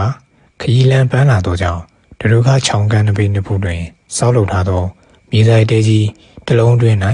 အကျဉ်းဦးစီးဌာနဝန်ထမ်းများနှင့်တူအိပ်ဆက်ရပါတော့တယ်။ပြင်ပန်းတော့လဲကောင်းစွာအိမ်မပြောပါ။ဒေသရာသီဥတုအေးချမ်းရသည့်တဲ့ချောင်းကန်နှစ်ဖူးတွင်တည်ဆောက်ထားသောအကားရန်မလုံခြုံသည့်မြေဆိုင်တဲကြီးတွင်ဒရုခချောင်းရိုးတစ်လျှောက်တိုက်ခတ်လာသောနှင်းလေအေးလေးကစိတ်ကနန်းနေအောင်အယိုးတွေထိဝင်ရောက်လာပါတော့တယ်။တဲကြီးအမိုးကာများမှာရှောက်တွေ့နေသောတောင်ကျမ်းရွက်များဖြစ်တာကြောင့်မီးဖို့ယူတယ်မလုံရပါ။ဒါကြောင့်လဲအိတ်တဝက်နိုးတဝက်ဖြင့်မနက်အာရုံဦး4 နာရီခန့်တွင်အိပ်ရာထားပြီးတဲပြင်သို့ထွက်၍အပေါ်ပါသွားပြီးထိုအချိန်တွင်တန်ရောစင်ဖြင့်မလုံခြုံသောရဲဘက်များ၏တဲဘက်စကန်သို့လှမ်းမြော်၍ကြည့်မိတယ်။ထိုအချိန်အာရုံလင်းရောင်ဖြူဖြူအောင်၌ရဲဘက်ဝတ်ဆောင်ဖြူများဝတ်ထားကြသောရဲဘက်များဖွေးဖွေးလှုပ်အောင်ချောင်းထဲဆင်း၍ပြေးနေကြသည်ကိုမြင်ရတော့တယ်။ထို့ကြောင့်ကျွန်တော်၏တာဝန်မဟုတ်ပဲစခန်းတာဝန်ခံဦးတန်းငွေတာဝန်သာဖြစ်တော်ညာလဲမနေသာတော့ပဲအသင်းဆောင်လာသည့်တနက်ကိုမိုးပေါ်ထောင်၍ဖောက်ပြီးအချက်ပြတော့တယ်။ထို့ကြောင့်အကျဉ်းဦးစီးဌာနဝန်ထမ်းများနိုးလာကြပြီးဝိုင်းဝန်းဖမ်းဆီးသောကြောင့်ရဲဘက်အသစ်များ40 ခန့်ထွက်ပြေးကြသည့်နဲ့20 ခန့်ကိုပြန်လည်ဖမ်းဆီးရမိပြီးရဲဘက်20 ခန့်ကတော့ထွက်ပြေးလွတ်မြောက်သွားတယ်။သို့သောဤခီးလမ်းကြီးမှာလွတ်မြောက်အောင်ထွက်ပြေးနိုင်သူအလွန်ရှားပါလိမ့်မယ်။လမ်းခီးမှာအလွန်ကျန်းသည့်ပြင်မြို့ရွာများနဲ့မနေပါခရီးကြုံစည်းရန်အတွက်လည်းလမ်းကြုံမရှိပါဂုံကြောင်ခရီးဖြင့်သာထွက်ပြေးရမည်ဖြစ်တယ်။ရာသီဥတုကကျန်းသည့်ထဲတောင်ကျန်းသူခရီးရရင်နဲ့ဒေါ်ရိုင်းတရိษံများ၏အန္တရာယ်ကလည်းရှိတယ်။ဒါအပြင်ရဲဘက်ပြည်များဖြစ်တာကြောင့်မြန်မာစစ်တပ်ကလည်းတွေးသည့်နေရာတွင်အလွန်မပေးဘဲပြစ်တက်ကြမိတာဖြစ်တယ်။ဒါကြောင့်လည်းရဲဘက်ပြည်များကိုကျွန်တော်အလွန်အံ့ဩမိတယ်။လန်ဟီတောနဲ့ကြီးတွင်၌လက်နဲ့ရိတ်ခါလည်းမပါပါ။ခြုံဆောင်နဲ့နှွေးတယ်လည်းလုံလောက်စွာပါမိမဟုတ်။ဒါအပြင် အေးရန်ကိုကာဝေးရန်အတွက်မိချစ်လည်းပါမည်မထဲမိချစ်ပါလျင်လည်းလူရှိသည်ဟုအချက်ပြသည်မိဖို့ကိုဖို့ရဲမည်မဟုတ်ပါထိုနေ့မနက်ကတော့ခါလိုက်ရ30ခွန်တောင်ကုန်းပေါ်ကတရင်မူဗိုလ်မှူးကျော်ဝင်ဆင်းလာပြီးရဲဘက်စကန်တွင်သို့ဝင်၍စုပူချိန်မောင်းသွားတယ်မနက်မိုးလင်းတော့ကျွန်တော်နဲ့ထောင်မိုင်ဦးတန်းငွေတို့ကခေါ်ပြီးဗိုလ်မှူးကကျွန်တော်ဟာတစ်ဖက်ကခါလိုက်ရ30ခွန်တက်ဆွဲထားသောတောင်ကုန်းကြီးအခြေတွင်ရဲဘက်900ခန့်ဘားလိုက်ကြီး900နဲ့ရဲဘက်စကန်အင်တာရဲနှင့်ညီသောအဆောက်အုံများဆောက်ရန်တလားအချိန်ပေးပြီးစောက်ခိုင်းပါတယ်ဒုတိယထောင်ပိုင်းတရုံးမာကြီးဦးတန်းငွေကိုတော့ရှေ့တန်းကျူရှင်းလင်းရေးစခန်းများဖွင့်ရန်အတွက်ဝန်ထမ်းနှင့်ရဲဘက်ချို့ကိုခေါ်ဆောင်ပြီးရှေ့တန်းသို့ပို့တယ်တလားလျင်တစ်ချိန်ခန့်သာဒုက္ခစခန်းသို့ပြန်နာဝင်ရှိကြောင်းကိုပြော၍လူပြောကြီးဦးတန်းငွေကတော့ပျော်ပျော်ရွှင်ရွှင်ပဲထိုနေ့မနက်ကစခန်းကိုကျွန်တော်အားလွှဲပြီးထွက်ခွာသွားပါတော့တယ်ရခိုင်စခန်းဟောင်းတွင်တာဝန်ယူခဲ့သည့်ထောက်ပံ့ရေးဌာနတာဝန်ခံထောင်မှုအာကွန်ဟာကျွန်တော်မှဆက်၍တာဝန်ပေးပြီးလုပ်ငန်းခွင်ကြီးကျယ်ရအတွက်ကိုတော့ကျွန်တော်နဲ့အတူအင်းစိန်ထောင်မှလိုက်ပါလာသည့်ထောင်မှုအောင်ကြီးအားတာဝန်ခွဲပေးလိုက်ပါတယ်ကျွန်တော်ကတော့ရဲဘက်စခန်းဆောက်လုပ်ရေးတွင်နာမည်ရပြီးဆောက်လုပ်ရေးလုပ်ငန်းနှင့်ကင်းကွာ၍မရသောကန်စားတာပါရှိလာသဖြင့်ဒေါ်ချုံတစ်ပင်များရှင်း၍မြေတေခါခန့်သာကျေသည်မြကြီးနားစွန်ပရာဘုံကာလန်ဟောင်းနီခါလာရ30ခွန်တက်ဆွဲထားသောတောင်ကုန်းကြီးအောက်ခြေ၌ရဲဘက်စခန်းသစ်ဆောက်လုပ်ရန်ကြိုးပမ်းရပါတော့တယ်စခန်းဆောက်လုပ်မည့်နေရာဒေသတွင်ကျေးုံများအများပြားရှိပြီးထွာဆိုင်နှင့်တစ်ဖက်စာကန်တစ်ပင်ကြီးငယ်များကလည်းရှိပါသေးတယ်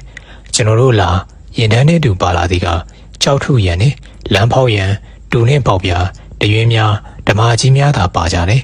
တစ်ခုတ်ရန်အတွက်တော့လိုအပ်သောငမန်းလွှများပစိများဒေါ်ရှင်းသားများပါမလာခဲ့ပါ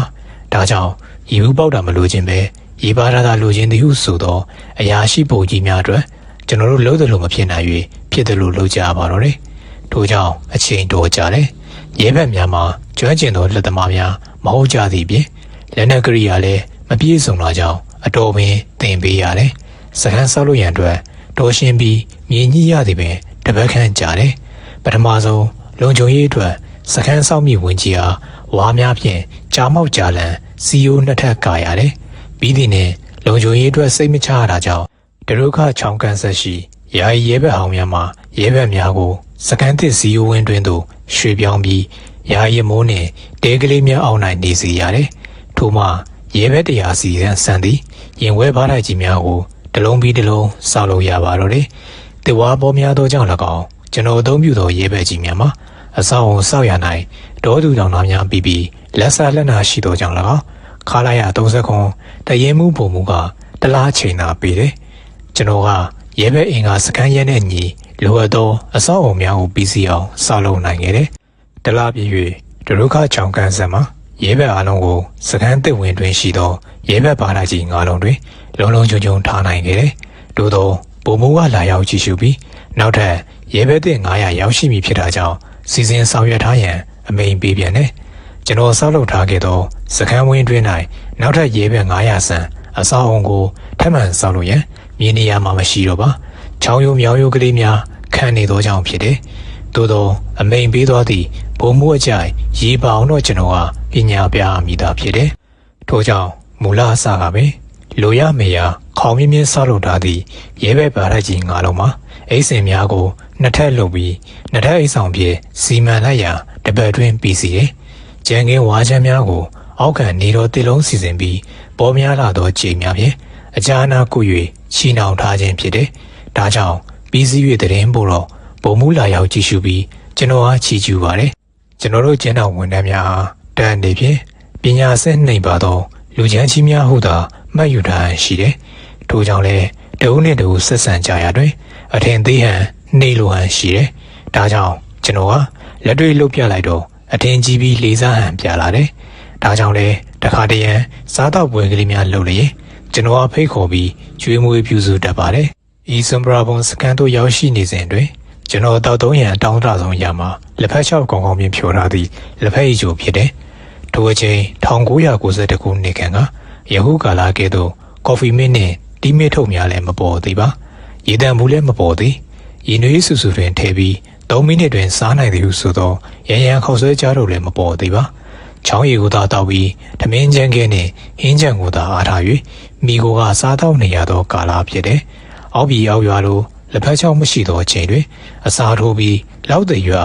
နေချောင်းလှမ်း၍လက်ဖက်ချောင်းဖြစ်သုံးနိုင်သောလောက်တဲ့ရွပင်မရှိပါ။တောချင်းများနေဖြင့်တော့ချင်းရားကြီးများမရှိပါ။သို့သောစွန်ပရာဘုံဒေသတွင်ကြိုက်ခဲတဲ့တော့တောချင်းကလေးများမှာအကောင်ငယ်ပြီးအမဲရောင်ဖြစ်တယ်။ကိုက်၍ကိုက်မှန်းပင်မသိတာပါ။သို့သောစွန်ပရာဘုံစကန်သို့ရောက်ရှိကြပြီးတလားကျော်ကြာသောအခါသိသာလာပါတယ်။ဝန်ထမ်းနှင့်ရဲဘက်များဖျားနာကြပြီးအချို့မှဒုက္ခချောင်းရည်ကိုတောက်ကြသဖြင့်ဝမ်းလျှောယောဂါဖြစ်ကြတယ်။ကျွန်တော်တို့တွင်ဈေးဝါးများကငှက်ဖျားယောဂါကာကွယ်ဆေးလောက်သာပါတယ်။ပေါ်ပေါ်များများလုံလောက်အောင်ဈေးဝါးမရှိပါ။ထို့ကြောင့်နောက်တန်းစကန်သို့ခါလိုက်ရ30ခွန်တက်မှာဝါယာလက်စနစ်ဖြင့်လှမ်းမာရတယ်။ကျွန်တော်ကတော့ငှက်ဖျားခံဖြစ်ဘူးသည့်ပြင်ကချင်ပြည်နယ်နောင်မုံမြို့တွင်တာဝန်ထမ်းဆောင်ခဲ့ဘူးသောကျွန်တော်၏ကိုကြီးဗန်မန်နေဂျာဦးအောင်တန်းကစောင့်နှမ်းရန်ပေးဘူးသောခရောင်းမြစ်ကောတဘာဝစီးမြစ်များကကျွန်တော်တို့အသုံးဝင်ပါတယ်။ငှက်ဖျားပြသောဝန်ထမ်းများကိုလည်းကူညီကယ်တင်နိုင်တယ်။သို့သောစခန်းတစ်ခုလုံးအတွက်တော့မတန်နိုင်ပါ။ငှက်ဖျားယောဂါ၏သဘောတရားမှာအပြင်းဖျားပြီးချွေးထုတ်လျင်ပဲတတ်တာပြောင်းကင်းတတ်တယ်။အားရှိရန်အတွက်ကိုတော့အသားစုပြုံများကထောက်ပံ့ကူညီတတ်တယ်။သို့သောဤဒေသ၌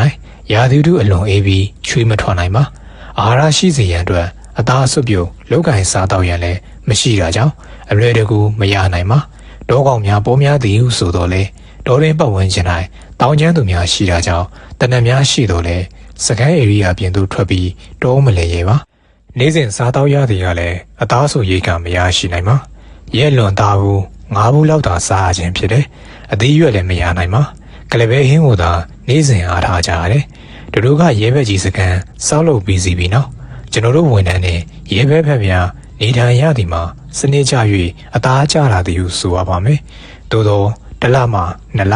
2လမှ3လသို့ရောက်လာတဲ့နေ့များရဲဘက်စကန်တွင်ငှက်ဖျားနှင့်ဝမ်းလျှောယောဂါများဖြစ်ပွားလာပါတော့တယ်။အထက်ကကျွန်တော်ပြောခဲ့သလိုရွှေကလေးဆိုလျင်လည်းတတ်တာပြောက်ကင်းတက်သောငှက်ဖျားမှာအေးလွန်သောစွန်ပရာဘုံဒေသတွင်ချွေးမထွက်တာကြောင့်ခန္ဓာကိုယ်တွင်ငုတ်နေပြီးခန္ဓာကိုယ်တွင်အပူရှိန်ကြီးက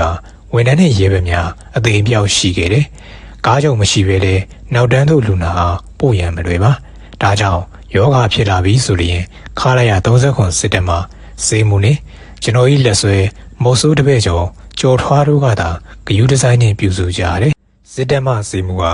ခေတ်ပေါ်အင်္ဂလိပ်စေးများဖြင့်ကုသပေးတယ်။သို့တော်လည်းစေးဝါကမလုံလောက်ပါ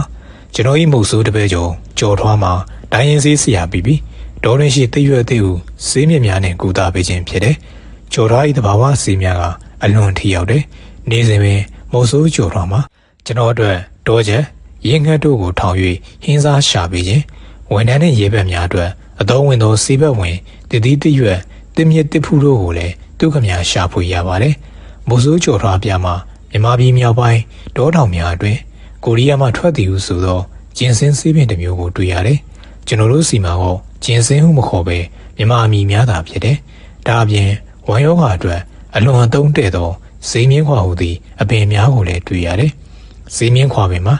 ရွှေပန်းငွေပန်းပင်လိုအယိုးပြောပင်ဖြစ်တယ်။အယိုးနှင့်ရွက်ကြုံများမှာနီညူရောင်ရှိပြီးအပင်မြင့်မှာ4ပေ5ပေခန့်ရှိတယ်။အပင်ရင်၌မြင်းခွာပုံစံဦးကြီးများမြေပေါ်သို့ထွက်၍ဥနေတတ်ပြီးဇွဲခွာလိုက်ပါကအပင်ရင်းရှိမြင့်များကျိုးသွားပြီးနီညူရောင်ဆေးများပြည့်ချွဲချွဲထွက်လာကြတယ်။ထိုဆေးများကဝမ်းနှင့်ပတ်သက်သောယောဂများကိုနိုင်တယ်။ဈေးမြင့်ခွာဥကိုပပလိပြီးအချောင်းနဲ့ထိုဒေသတွင်လွန်စွာပေါ်များလာသောစင်နှုံးမနွယ်ပင်ကိုလည်းပပလိပြီးနေချောင်းလန်းပြီးပြားရည်ဖြင့်စားလျင်ယောဂပေါင်းစုံပျောက်ကွယ်တယ်။လူကြီးများအတွက်လည်းအားစေးဖြစ်ကြောင်းဈေးစရာကျွန်တော်၏မုတ်ဆိုးတပည့်ကျော်ကြော်ထွားကအမြဲတမ်းပြောတတ်တယ်။ကြော်ထွားမှာတဘာဝဈေးမြင့်ဆေးရွက်များဖြင့်ဈေးဝါကုသရင်ယောဂများပျောက်ကင်းချမ်းသာ၍နာမည်ရလာတယ်။ဒါကြောင့်ရဲဘက်နှင့်ဝန်ထမ်းများမုတ်ဆိုးကြော်ထွားဈေးစရာဟု၍လေးစားစွာခေါ်ပြီးအတိမတ်ပြုကြတယ်။ပဲခူးရိုးမှအမြန်လန်းစခန်းများတွင်တာဝန်ထမ်းဆောင်စဉ်ကတော့ကျွန်တော်၏လက်ဆွဲတော်တစ္ဆာရှိသည့်အမဲလိုက်မှုဆိုးများမှာအောင်တန်းနှင့်တင်တောင်းတို့ဖြစ်ကြတယ်။တနင်္သာရီရိုးမှစီယုံစခန်းများတွင်တာဝန်ထမ်းဆောင်စဉ်ကတော့ကျွန်တော်၏လက်ဆွဲတော်တစ္ဆာရှိသည့်ရဲဘက်မှုဆိုးများမှာတော့တင်မောင်နှင့်ကိုနေတို့ဖြစ်ကြတယ်။ဟောယခုစွန်ပရာဘွန်စခန်းတွင် ကျွန်တော်ဤသစ္စာရှိသည့်ရဲဘက်မုတ်စုများမှာကျော်ထွားနဲ့မောင်ဝမ်တို့ဖြစ်ကြတယ်။သို့တော့ကျော်ထွားတို့နဲ့နှစ်ပေါအောင်မပေါင်းရသေးပါ။လာပိုင်းသာရှိပါသေးတယ်။သို့တော့ကျော်ထွားတို့ကတိုင်းရင်သားချမ်းနဲ့ရှင်းလူမျိုးမှာပြီးရိုးသားပွင့်လင်းပြီးလွန်စွာအားကိုးရတယ်။စကန်းရှိဝန်ထမ်းများနဲ့ရဲဘက်များအတွက်လည်းဖြစ်လာသမျှယောဂများကိုကျော်ထွားတို့ကတဘာဝယူရစီများဖြင့်ထိန်းထားနိုင်ခြင်းဖြစ်တယ်။နောက်ပိုင်းတွင်ဝန်ထမ်းနဲ့ရဲဘက်များခလာရ30ခုမှစီးမှုကုန်ပင်အာမကူကြတော့ပါ။မိုးစိုးကျော်ထွားကသာအားကိုးအားထားပြုကြရတယ်။မိုးစိုးကျော်ထွားမှာဈေးစရာတစုဖြစ်တော့လေစီးဘိုးဝါက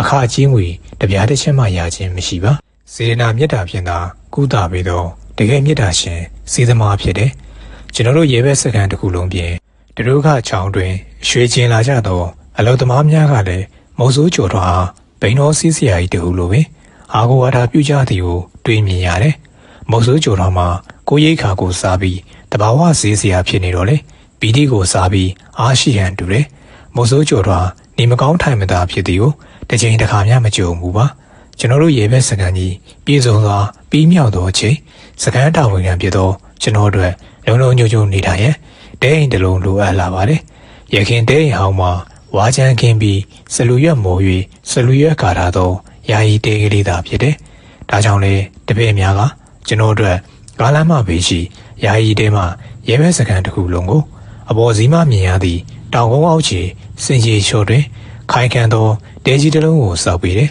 ။တဲမှာမြေဆိုင်တဲဖြစ်တော်လေအဲ့ရန်အတွက်မြေဆိုင်ဝါကတင်ကိုကျင်းဖြင့်ရက်၍စနစ်တကျလှုပ်ပေးသည့်ပြင်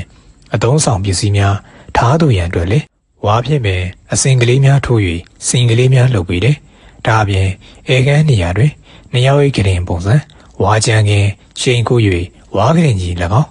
ကျွန်တော်စာရေးရန်အတွက်ခေါင်းရင်းဘက်တွင်ဝါစပွဲနှင့်ကလတ်ထိုင်ကို၎င်းစီမံဆောင်ရွက်ပေးတယ်။အကယ်၍တိုက်ပွဲဖြစ်သွားပါကလည်းကြည်စံဓမ္မအကာဝယ်ရစေရန်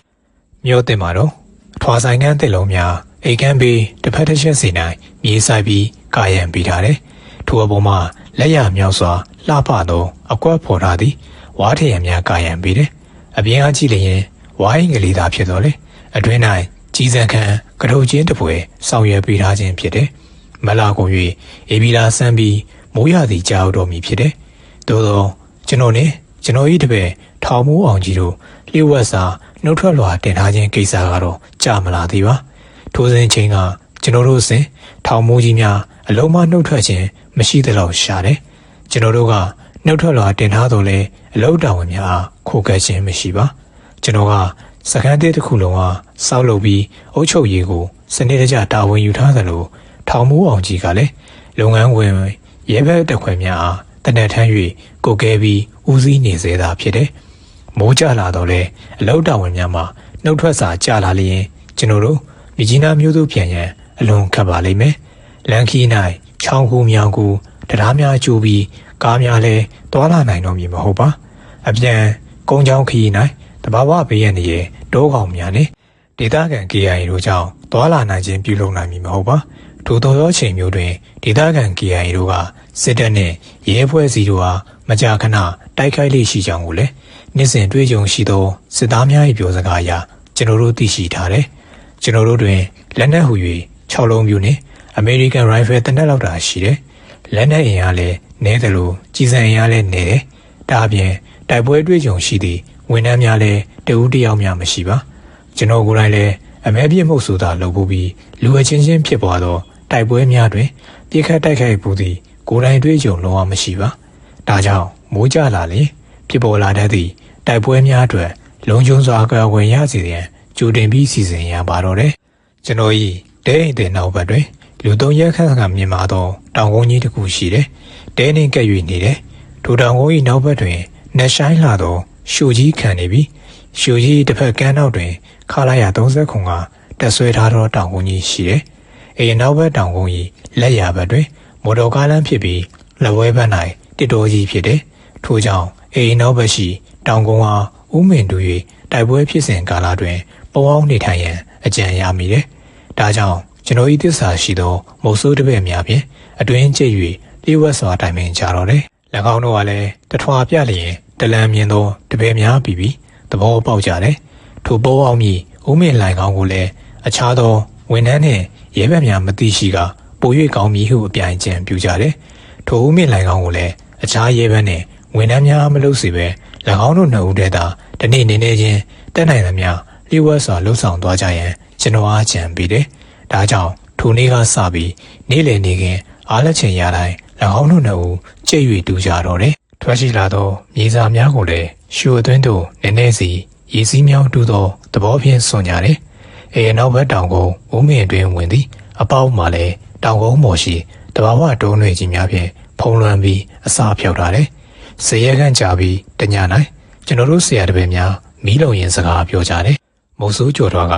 ဆရာကြီးအတွင်းကိုဆေးပေးကြိုလောက်ဦးမင်းလာကောင်ဖောက်ပြီးပြီ။ဝင်ပေါက်ကချင်းမိမဲ့အတွင်းမှာလူတရက်ချောင်ချောင်ရှိရှိလမ်းလျှောက်လို့ရအောင်6ပေမြင့်လှုပ်ထားတယ်။အတွင်းမှာလည်းဆေးပေးပက်လက်အခန်းတစ်ခန်းလောက်ခြေပြအောင်ကျွန်တော်တို့ထွင်းထားတယ်။အဲဒီထဲမှာနာနာနေတိုက်ပွဲဖြစ်ရင်တော့ချက်ပြုတ်စားလို့ရအောင်ကျွန်တော်စီစဉ်ထားတယ်။နောက်တစ်ခုကအဝင်လန်းရှိရင်အရေးပေါ်ထွက်ပေါက်အထွက်လန်းဆိုတာလည်းရှိရမယ်။အဲ့ဒါဆေးပေပက်လေအခန်းပြီးတော့အထွက်လန်းအတွက်ဥမင်တူနေတာ။တစ်ဖက်အခန်းကလိုက်တန်ကြတော့ထူးဆန်းနေတာနဲ့ကျွန်တော်တို့ရက်ထားရတယ်။မနေ့ပြန်တော့ဆရာကိုယ်တိုင်လိုက်ပြီးလေးလာကြည့်ပါဦး။ကျွန်တော်ထင်တော့ဒုတိယကမ္ဘာစစ်တွင်းကတူထားတဲ့ရှိုးဝက်လိုင်ကိုတခုလို့ထင်တာပဲ။အေးကွာမနေ့ပြန်တော့ငါလိုက်ကြည့်ပါမယ်။ဒီဘက်ဒေသတွေကဒုတိယကမ္ဘာစစ်တုန်းကအင်္ဂလိပ်နဲ့ဂျပန်အသက်အတန်တိုက်ပွဲဖြစ်ခဲ့တဲ့နေရာတွေပဲအခုမင်းတို့ငါတို့မြင်တွေ့နေရတဲ့တမ္မဏိကျူတရာကြီးတွေကအဲဒီတုန်းကပျက်စီးခဲ့တယ်အခုနောက်ပိုင်း KIA ကမိုင်းခွဲလို့ပျက်စီးနေတာအမြင်ပဲဒါကြောင့်ဒီဘက်နယ်မြေတွေတကြောမှာလျှို့ဝှက်တဲ့နေရာတွေအများပြားရှိမှာပေါ့ငါတို့အခုစကန်တည်နေတဲ့ဒရုခစကန်နေရာကအရင်တုန်းကတော့လူသူမနီးတဲ့တောတောင်နေရာပဲအခုမှလူ4-5-6ဟာနဲ့စီကားနေတာငါတို့ရောက်စားနေတာမတူတော့ဘူးလေအခုဆိုရင်ငါတို့အကြီးဦးစီးဌာနဝန်ထမ်းအရာတွေရဲဘက်စကန်နဲ့ထောက်ပံ့ရေးဂိုးတော်ကြီးတွေပြင်စောက်လို့ရေးဌာနနဲ့ဝန်ထမ်းတွေအင်ဂျီတွေပါတိုးလာတော့စီကားနေပြီမဟုတ်လားဟုတ်ပါဆရာကြီးကျွန်တော်တို့ရောက်စားကတော်ကြီးမြတ်မဲအခုတော့လူတွေယာနဲ့ချီရှိနေတော့အရင်အထက်ဆိုင်ရင်ဘလို့မှမှန်းလို့မရအောင်အပြောင်းလဲပြောင်းသွားပြီမော်တော်ယာဉ်တန်းကြီးတစ်ခါလာပြီဆိုရင်လည်းကျွန်တော်တို့စကန်မှာနားကြတော့တောမြို့ကလေးတစ်မျိုးလိုစီကားနေတာပဲနော်နီးစက်ရရွာတွေကလည်းဈေးတွေလာရောက်ကြတော့ကျွန်တော်အထင်မြို့အမြန်ပြန်ရောက်နေသလားတော့ထင်ရတယ်အေးကွယ်ဒါတွေကမင်းတို့ငါတို့ဖန်တီးတီဆောက်ခဲ့တဲ့စကန်တစ်ခုရဲ့ခြေနေပေါ့တောခေါင်ခေါင်မှာဒီလိုလူနေစီကားအောင်လုပ်တယ်ဆိုတာအစိုးရဖွဲ့စည်းမှာတော့ငါတို့အချင်းဦးစီးဌာနတစ်ခုပဲရှိနေမယ်ထင်တယ်တောင်ကျမ်းသူတွေရှိမယ်တောခေါင်ကြီးတွေရှိမယ်အဲဒီလိုတောခေါင်ခေါင်နေရာမျိုးမှာငါတို့တွေကစမ်းသက်ခံလူသားတွေအနေနဲ့အရင်ဆုံးတန်ခံပြီးရင်းဆိုင်နိုင်အောင်ပို့ထားသလားလို့တော့တစ်ခါငါစဉ်းစားမိတယ်ကွာဟုတ်ပါဆရာရဲ့ရဲဘက်စကန်တွေဆိုတာကလူသူမနီးတဲ့တောခေါင်ခေါင်တွေမှာသာတည်ကြရတာကျွန်တော်လည်းအခုမှဆရာပြောလို့သဘောပေါက်မိတော့တယ်ဆရာကြီးလူသူရောက်ပေါက်နေပြီးတောခေါင်ခေါင်မှာလူနေစီကားအောင်လုပ်တာကလည်းနိုင်ငံတော်အစိုးရရဲ့စေတနာလည်းဖြစ်ချင်းဖြစ်မှာပေါ့နောက်ပြီးတောချုံုံကြားမှာတနေရာနဲ့တနေရာလမ်းမဆက်သွယ်ရေးကောင်းမွန်သောတိုင်းသူပြည်သားတွေခင်မီဖွံ့ဖြိုးတိုးတက်ပြီးဖွံ့ဖြိုးလာပြီးလူနေမှုစံတန်မြင့်မအောင်အုပ်ချုပ်သူကစဉ်းစားကြတာတူပါတယ်အေးကွာအကောင်းဘက်ကတွေးရင်လည်းအလွန်ကောင်းတာပေါ့ဒါပေမဲ့ဖြစ်နိုင်မဖြစ်နိုင်အကျိုးကျေးဇူးရှိမရှိအရင်စဉ်းစားသင့်တာပေါ့တိုးတဲ့တောင်ထဲမှာအသက်ရှိတဲ့လူတွေကိုဆေးလွတ်ခိုင်းပြီးလမ်းဖောက်တယ်ဆိုတာကအကျိုးကျေးဇူးရှိဖို့တော့လိုတာပေါ့ဝန်ထမ်းတဲ့ရေဘက်တွေကလူသားစစ်စစ်အသက်ရှိတဲ့လူတွေဖြစ်လို့အဲဒီလူသားမျိုးနွယ်တွေအတွက်စားဝတ်နေရေးကျန်းမာရေးနေထိုင်ရေးတွေအတွက်လည်းဗတ်စုံပြည်စုံအောင်စီစဉ်ပေးသင့်တာပေါ့အခုတော့ငါတို့ကပဲလုံးမဖြစ်လို့ကိုနေဖို့ထိုင်ဖို့စောက်အောင်ကိုယ်တိုင်ရှိတဲ့လက်နဲ့တက်ကြွတဲ့ပညာကလေးပေါင်းပြီးနေထိုင်ရေးဖန်တီးကြတာလက်တွေမင်းတို့မြင်မယ်မဟုတ်လားဟုတ်တော့ဟုတ်ပါတယ်ဆရာရဲ့ဒါပေမဲ့ဆရာတို့ကအဆောက်အုံနဲ့တဲစခန်းတွေစောက်အောင်မှာရှိတဲ့ပစ္စည်းရှိတဲ့လက်နဲ့ရှိတဲ့လူနဲ့လောက်ကင်တတ်တော့မျက်နှာလွှဲပြီးစိတ်ချမ်းသာလို့အထက်လူကြီးအားကိုးတမှုပြုတာလည်းပါမှာပေါ့အေးငါမြင်ရလဲအဲ့လိုပဲဖြစ်စေခြင်းနဲ့စီမံကိန်းတစ်ခုကိုအကောင့်ထဲပေါ်နိုင်ရင်အကျိုးကျေးဇူးရှိဖို့လွန်ရေးကြည့်တယ်ကွဒီစွန်ပရာဘွန်လမ်းတွေဘက်မှာတရွာနဲ့တရွာရွာဆက်ကအလွန်ဝေးတယ်နောက်ပြီးရွာကနာမည်သားရှိတာတရွာလုံးမှာအင်ဂျီစေလုံးပြည့်အောင်ရှိရရွာခက်ရှားရှားရဲ့မင်းတို့ငါတို့တညာရိုက်ခဲ့တဲ့တီရန်ဆိုးဆိုတဲ့အလွန်စီကားတဲ့ရွာကြီးမှာတော့လူနေအင်းက100ကျော်မရှိဘူးကွအဲ့လိုဝေးလံခေါင်တည်တဲ့ရွာတွေကိုချိတ်ပြီးလမ်းဖောက်လိုက်တော့ဘလောက်အကျိုးကျေးဇူးရှိမလဲကွာဝန်ထမ်းတဲ့ရဲဘက်တွေဆိုတာအသက်ရှိတဲ့လူသားတွေပါဒေါ်တရိတ်ဆန်နေမဟုတ်ပါဘူးအဲ့ဒါတွေကိုတွေးရင်တော့ငါအလွန်ရင်နာမိတယ်နောက်တနေ့မနက်တွင်မြကြီးနားမြို့မှာရင်နှန်းဆင်းလာပြီဖြစ်ရညနေပိုင်းလောက်တွင် ဒရုခစကန်တို့ရောက်ရှိမိထင်ကြောင်းခါလာရ30ခုမှာတက်ကျဲကြီးကကျွန်တော်အားလာရောက်တင်ပေးတယ်။ဒါကြောင့်ကျွန်တော်အနေဖြင့်နောက်ထပ်ရောက်ရှိလာမည်ရဲဘက်တင်များအားနေရာချထားပေးရန်နှင့်ကျွေးမွေးပြုစုရန်တို့အတွက်ပြည့်စုံအောင်စီစဉ်ရပါတယ်။လိုက်ပါပို့ဆောင်သူအကျဉ်းဦးစီးဌာနဝန်ထမ်းနဲ့အရာရှိများလည်းလိုက်ပါမည်ဖြစ်တာကြောင့်ကျွေးမွေးရဲခံရန်ကိစ္စကိုလည်းတည်တံ့စီစဉ်ဆောင်ရွက်ရပါတယ်။ကျွန်တော်၏တပည့်ဖြစ်သူရဲဘက်မြုပ်စုံများကိုလည်းအသားစုံရိတ်ခါအတွက်ရှာဖွေရန်တောရင်းသို့လွှတ်ရပါတော့တယ်။ရဲဘက်ဖို့ကြီးနဲ့လည်းတိုင်ပင်၍နောက်ထပ်ရောက်ရှိလာကြမည်ရဲဘက်အသစ်များနဲ့ဝန်ထမ်းများအတွက်စားတောက်ရေးကိုကြိုတင်ပြီးပြင်ဆင်ထားဟန်ရပါတယ်။နနက်10:00 နာရီခန့်တွင်မိုးဆိုးကြိုထွားတို့တောကျက်တစ်ကောင်နဲ့ရေတောင်းတစ်ကောင်တို့ကိုရရှိလာတယ်။ဒါကြောင့်ညနေစာအတွက်ပူလုံသွားတယ်။ကျွန်တော်တို့နေ့လယ်စာစားတောက်ပြီးတော့ကျွန်တော်၏နေနောက်ဘက်ရှိကြိုထွားတို့တူးဖော်နေသောဦးမင်းအတွင်သို့ဝင်ရောက်လေ့လာရန်စီစဉ်ရတယ်။အတွင်းတိုင်းမှောင်မဲနေတာကြောင့်လက်နှိပ်သမီးများယူဆောင်ပြီးလိုအပ်သောလက်နက်ကရိယာများပြင်၍ကျွန်တော်တို့ဆရာတပည့်သုံးဦးမင်းလန်တွင်သို့ဝင်ခဲ့ကြပါတယ်။တပည့်များပြောသလိုပင်ဦးမင်းဝင်လန်မှာလေးဘက်ထောက်ပြဝင်ရတော့လေအတွင်းသို့ရောက်သောအခါလူတရက်စာမြင်သောဇေဝေပက်လေအခြေဝန်းရှိသည်မြေတိုင်ခန်းကိုတက်ရက်စွာတူဖော်ထားတယ်။တစ်ဖက်တွင်တော့မြေနေရန်ကြီးရှိရာအတွင်းမြေရောင်မှာအမဲရောင်ဖြစ်တယ်။မိုးဆိုးကြိုတော်ကအ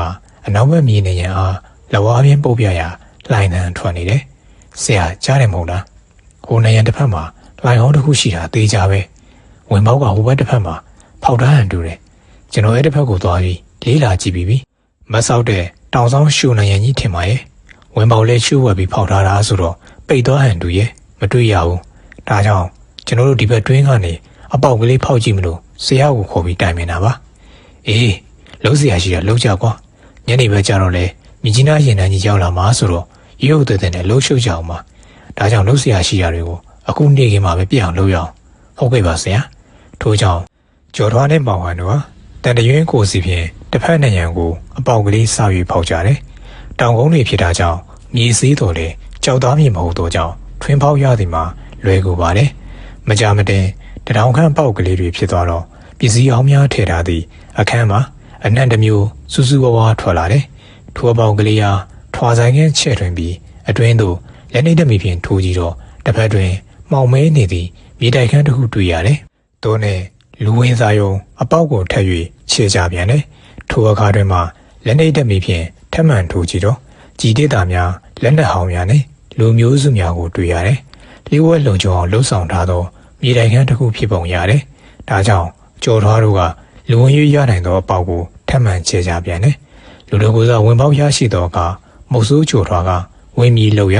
ကျွန်တော်မှတားရတယ်။မောင်ဟန်ကိုဝလုံးချောင်းရှာစေ၍အတွင်းထဲသို့မှွေနောက်ထိုးကြည့်ရတယ်။ထင်းသည့်တိုင်းပင်အတွင်းသို့လက်နှိပ်တက်မိဖြင့်ထိုးကြည့်တော့အစိတ်ရှိသောကင်းမျိုးမျိုးနှင့်မွေများတလွန်းလွန်းလူ၍ထွက်ပေါ်လာသည်ကိုလက်နှိပ်တက်မိဖြင့်ထိုးကြည့်ရာမြင်ရတော့တယ်။ဒါကြောင့်အတွင်းသို့လူမဝင်စေဘဲချိန်များလှုပ်၍တစ်တာများအားဆွဲရန်ကြိုးစားရပြန်တယ်။သို့သောတစ်တာများရောက်ရှိတွင်နှစ်ကာလကြာရှည်သောကြောင့်မြေကြီးတွင်မြုပ်နေရာကျဲဖြင့်ဆွဲ၍မရနိုင်ပါ။ထို့ကြောင့်လည်းနောက်တစ်မျိုးစီစဉ်ရပြန်တယ်။တောင်တင်းသောဝါးနံအားထိပ်ပြားရှင်၍တန်တစ်တာများအောက်ရှိတွင်ကလော်ရခြင်းဖြစ်တယ်။တယောက်ကလည်းဝလုံးတွင်တန်ကြီးတက်၍ဆွဲရခြင်းဖြစ်တယ်။ထို့ကြောင့်ကြီးစံထဲသည့်တန်တစ်တာတစ်လုံးကိုဆွဲရရှိတယ်။တန်တစ်တာများမှာကြီးမားခြင်းတော့မရှိပါ။ကဘာစေတွင်သုံးပြီးလက်ကင်ကိုင်းနှစ်ခုပါသောကြီးစံတစ်တာများဖြစ်တယ်။ထို့ကြောင့်အပေါဝနီသို့ရောက်ရှိလာသောတန်တစ်တာတဖြည်းဖြည်းမှ၍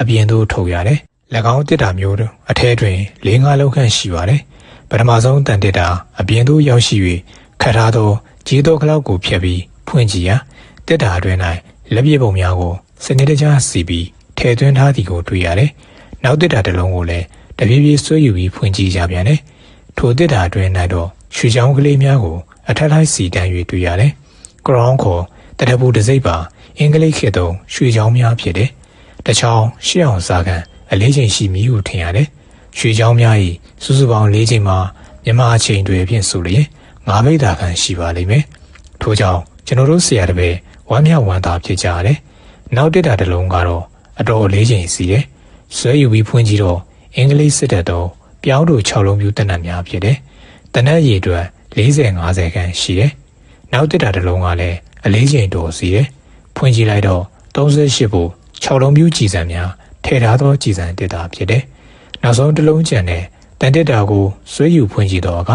အင်္ဂလိပ်ခေတ်သုံးငွေဆက်ကူများဖြစ်ဟန်တူတယ်။မြေတိုင်တွင်အေးတံကြောင့်ဆွေးမြေ့ပျက်စီးနေပြီဖြစ်တယ်။ဆရာကြီးမန်းချမ်းတဲ့နန်းတော်ကတိတ်မကြိုက်ဘူး။ကျွန်တော်တို့ထင်တာကတစ်တာတွေအားလုံးရဲနာတွေပါမေးလို့ထင်တာလား။အခုတော့ရဲနာတစ်တာကတစ်လုံးပါတယ်။ရသလောက်ပေါ့ကွာ။ကံကောင်းလို့ရတာအမြတ်ကြီးပါပဲ။လောလောဆယ်တော့ရွှေချောင်းတစ်တာကိုသာပြင်ထုတ်ပြီးကျန်တစ်တာတွေကိုမိတိုက်ထဲမှာထည့်ထားတာကောင်းမယ်။လက်နက်တွေပါတာမို့အပြင်မှာထားရင်အနေရများတယ်။ဆရ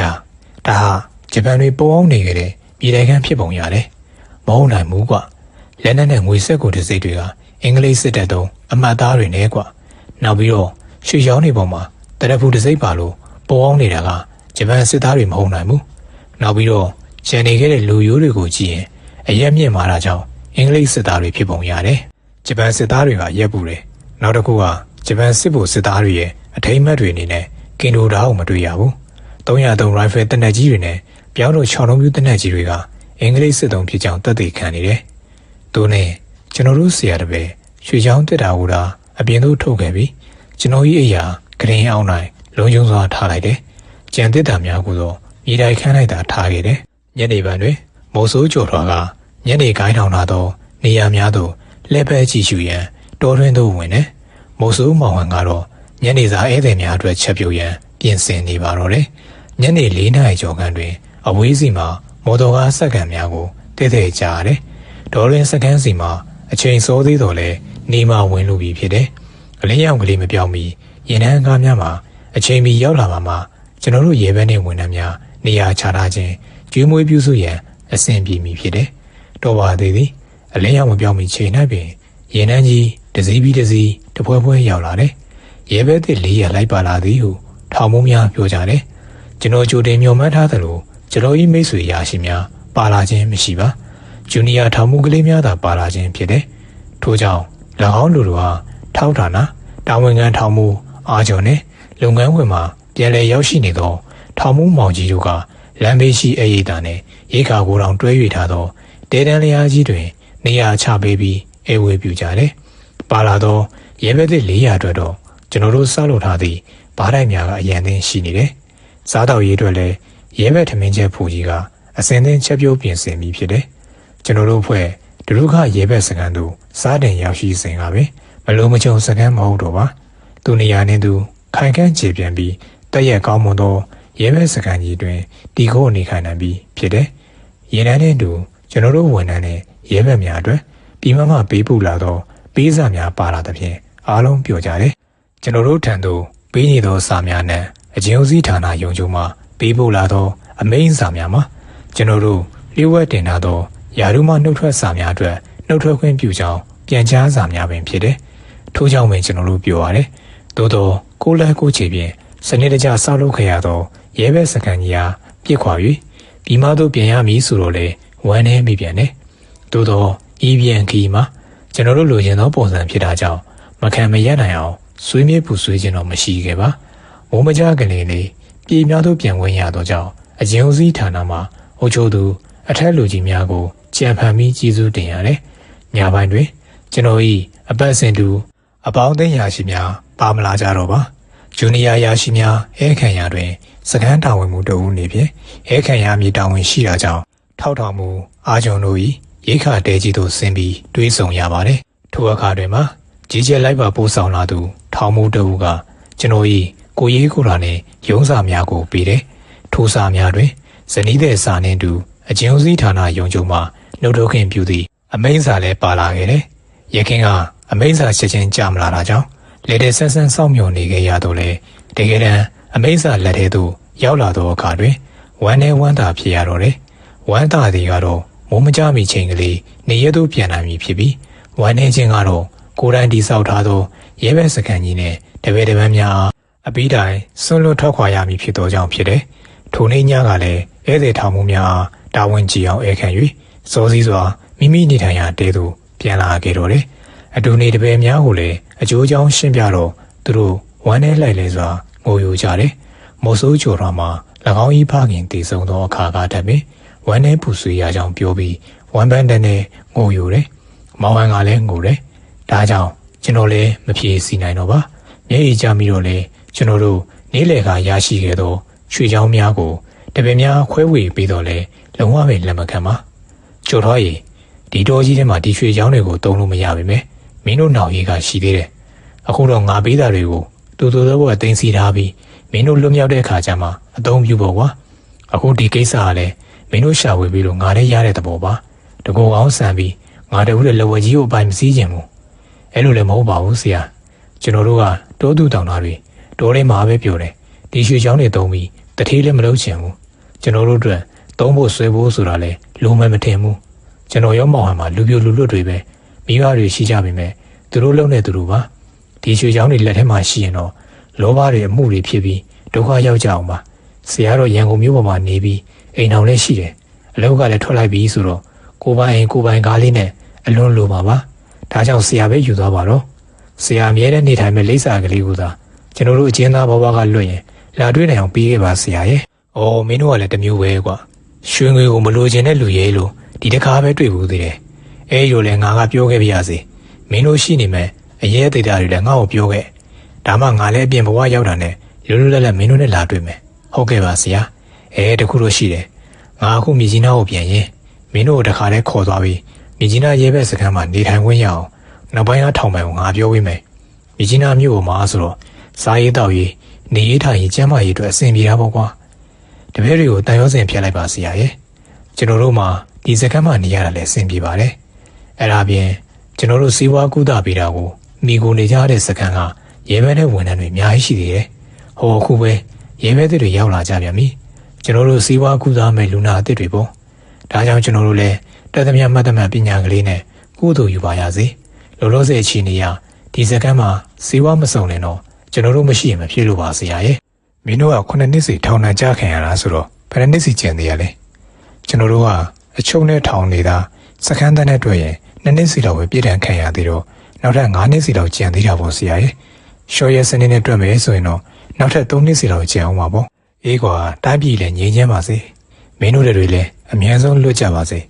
ငါဆန္ဒကတော့ငါတို့ဆရာတပည့်တွေပျော်ပျော်ရွှင်ရွှင်နဲ့အမြဲဆုံးပြန်လည်ဆုံတွေ့ကြတာပဲအခုလဲစခန်းမှာမင်းတို့သုံးဆွဲဖို့ငွေကြေးလုံလောက်ပေးခဲ့မယ်ငါမြကြီးနားမြို့ပေါ်ကိုပြန်ပြီးနှုတ်ထွက်ခွင့်ကိစ္စနဲ့ကိုရေးကိုရာကိစ္စတွေရှိသေးတော့မြို့ပေါ်မှာပဲနေရအောင်ပါတကြံလဲကြာကနေပြီဆိုတော့ရထားလက်မှတ်ကအခက်ခဲရှိအောင်ပဲအဲဒါကြောင့်နောက်ရည်နှံတစ်ခုမိုးမကြခင်တက်လာအောင်ပဲလို့သိရတယ်အဲဒါကြောင့်မင်းတို့လိုချင်တာမှန်သမျှမှားလိုက်ပြီရောပဲငါစိတ်ချတဲ့လူနဲ့အပြည့်စုံထည့်ပေးလိုက်မယ်အဲဒါဆိုရင်တော့ဆရာကြီး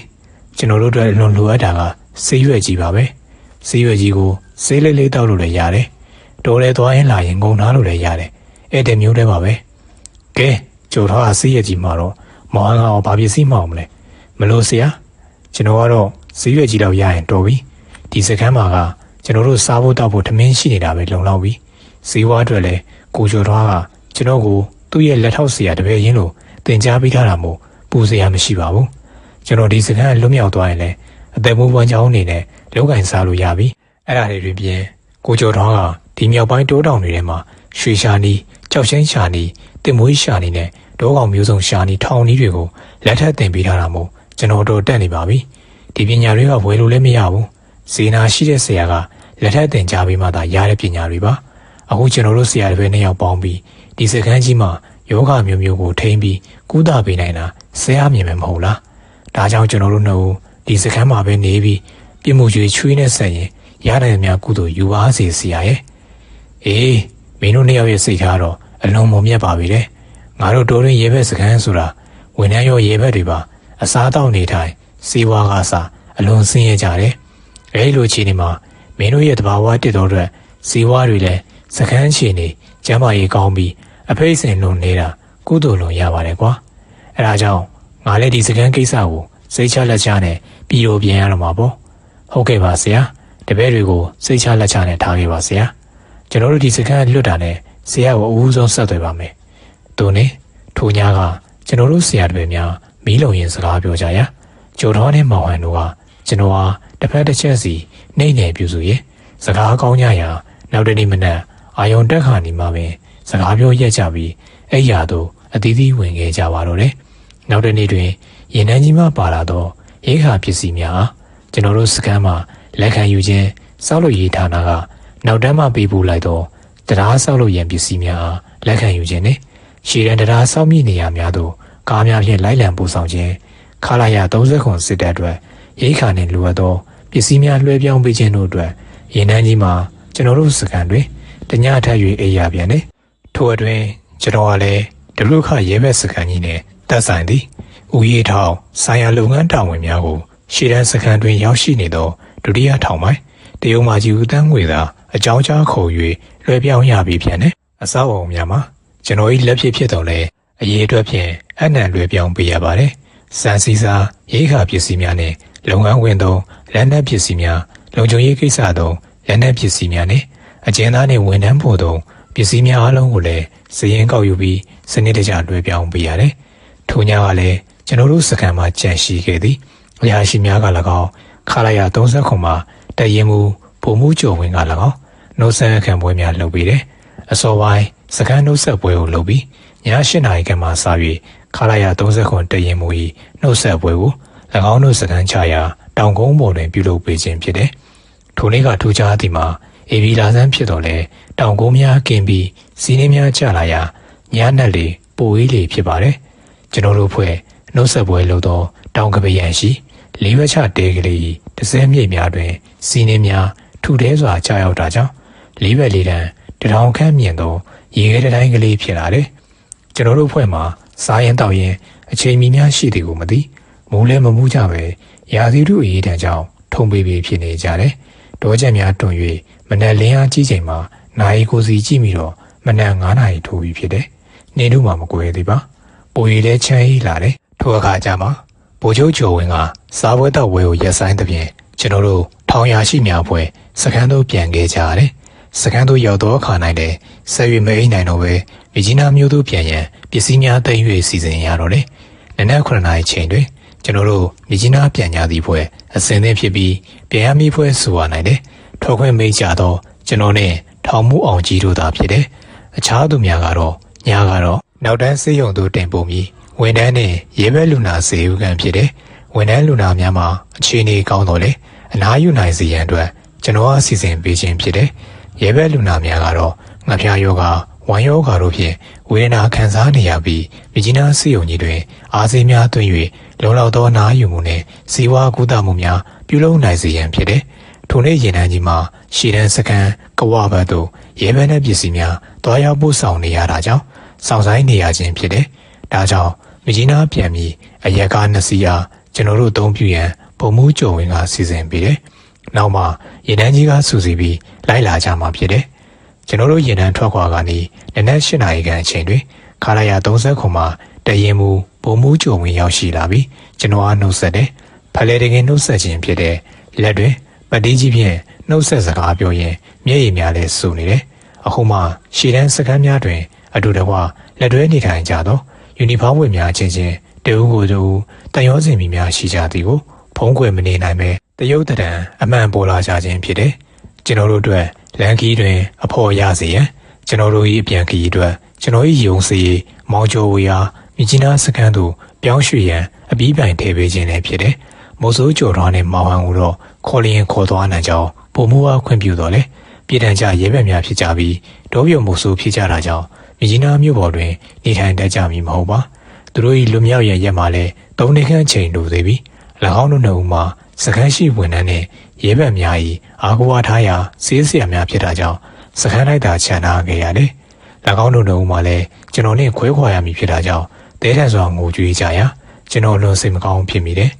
လောကတန်ထွာလူတို့တဘာဝမွေးလာသည်မှာတည်တည်သည်ခွဲခွာရသည်မှာဓမ္မတာတရားသဘောဖြစ်တာကြောင့်ခွဲခွာနှုတ်ဆက်ရခြင်းကိုစီမှာအခိုက်အတန့်သဘောပင်ဖြစ်ပါတော့တယ်ပုံမှုကြုံဝင်ကကျွန်တော်ဟာသူ့မြတ်တမိုးတံမိုးထားဟန်တူသောနိုင်ကလေးတစ်လုံးကိုလက်ဆောင်ပြီးတယ်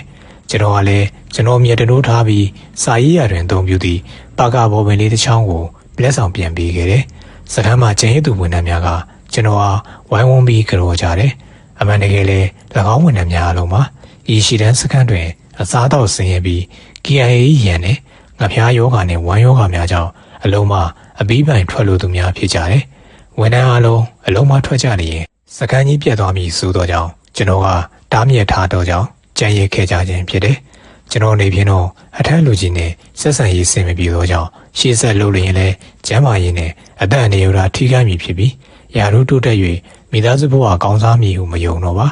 ကျွန်တော်၏ကျင်းတော်ရာရှိဘဝတစ်ခုလုံး၌မိသားစုနှင့်လက်တွဲ၍အေးချမ်းစွာနေရသည့်အချိန်မှာအလွန်ရှားပါပြီးလုပ်ငန်းတာဝန်ထမ်းဆောင်ရင်းနေစုံနေပြတောတောင်တွင်၌သာကျင်းလေကျက်စားရသည့်အချိန်ကာလကများတယ်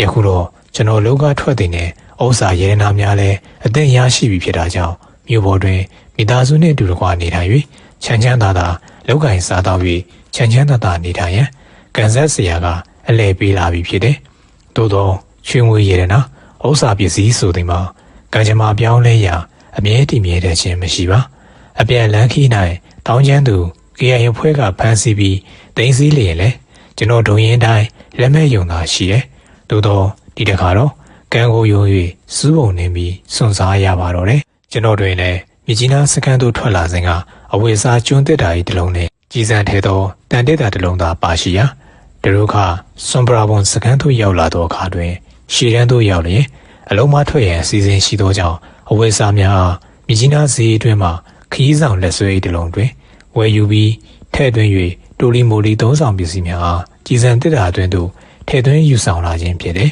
။ယခုပြန်ခီးတွင်တော့ကြီးစံတက်တာကြီးကနှလုံးဖြစ်နေတယ်။အဝေစားထဲ့သောလက်ဆွဲ၏နှင့်တပည့်များကလန်ခီး၌စားသုံးရန်အတွက်အကျိုးလုံးအချောက်ချမ်းများထည့်ပေးလိုက်တာကြောင့်ကျင်းလက်ဆွဲခြင်းတစ်လုံးပါတယ်။အပြန်ကျွန်တော်တို့သုံးသည့်ကားနှစ်စီးမှာကျွန်တော်စကန်ထွက်စဉ်ကအသုံးပြုရှင်းလင်းခဲ့သောမြကြီးနားအထွက်ရေလေုံဘိုးကြွပြီးတန်တင်ပြဿနာဖြစ်ခဲ့ရသည့်ရင်မောင်းစစ်တပ်မှတက်ကြကြီးအငိမ့်စားဦးထွန်းတင်၏ဒေါ်ချစ်ကားပင်ဖြစ်တယ်။နောက်တစ်စီးကတော့အရက်ကားအိမ်ရှိဒေါ်ချစ်ကားတစ်စီးဖြစ်တယ်။ကျွန်တော်စစ်တပ်သုံးကားကိုစစ်တပ်သုံးစစ်ကားကြီးများကိုအသုံးမပြုရခြင်းမှာဒေသခံတောင်းကျမ်းသူများရံမပြုစီရန်ဖြစ်တယ်။ကျွန်တော်တို့စကန်ကထွက်ပြီးတနအီကျော်ခန့်တွင်၌ပင်ဒီရန်စုဟုသောရွာကြီးတို့အလျင်မြန်ရောက်တယ်။ကားနှစ်စီးမှာရင်နှမ်းဖြင့်စောင့်ဆိုင်၍သွားခြင်းမဟုတ်ပဲအပြန်ခီးတောင်ဝင်လဲမကြီးမားတာကြောင့်ခီးသွားသည်မှာလွန်စွာအဆင်ပြေတယ်။ဒီရန်စုရွာတွင်ခလာရ30ခုမှာပုံမှုကျော်ဝင်ထည့်သွင်းပေးလိုက်တော့ပစ္စည်းများကိုချပြီးတင်နေကျွန်တော်တို့ခီးဆက်ခဲ့ကြတယ်။လန်ခီးတွင်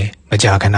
လမ်းဘေးမှထွက်၍ယူနီဖောင်းဝတ်များကတားပြီးနှုတ်ဆက်ကြတယ်။ကျွန်တော်တို့ကတော့ KIA များထင်ဖြင့်လွန်စွာစိုးရိမ်ကြတော့လေအမှန်မှာခလာရ30ခုမှာတရင်မူပုံမှုဝီကျော်ဝင်ဝါယာလက်ဆက်ဖြင့်ညွှန်ကြားထားတာကြောင့်ကျွန်တော်တို့လန်ခီးလုံခြုံရေးအတွက်ကင်းပုံဝေး၍စောင့်ဆိုင်နေကြသောစစ်သားများဖြစ်တယ်။ထို့ကြောင့်ခရီးစဉ်တစ်လျှောက်လုံးအနေနဲ့ကင်းတယ်။ကျွန်တော်တို့ဖွဲ့လုံခြုံရေးကောင်းမွန်ပြီးလန်ခီးရှိအင်ဂျင်ဟူသောရွာတွင်တညတာနားခို၍အိပ်ဆက်ကြရတယ်။နောက်တနေ့မနက်တွင်ဆက်လက်၍ခရီးထွက်လာရာတမ်ဖရဲဟူသောခလာရ30ခွန်တရင်စခန်းချသည့်ရွာကြီးသို့ရောက်ကြတယ်။အချိန်ကညနေ4နာရီခန့်ဖြစ်တယ်။ထိုတရင်မှတရင်မူဒူးပုံမူကြီးကိုယ်တိုင်ကျွန်တော်တို့အားကြိုဆိုတယ်။ဒူးပုံမူကြီးမှာရှေ့တန်းသို့လာလ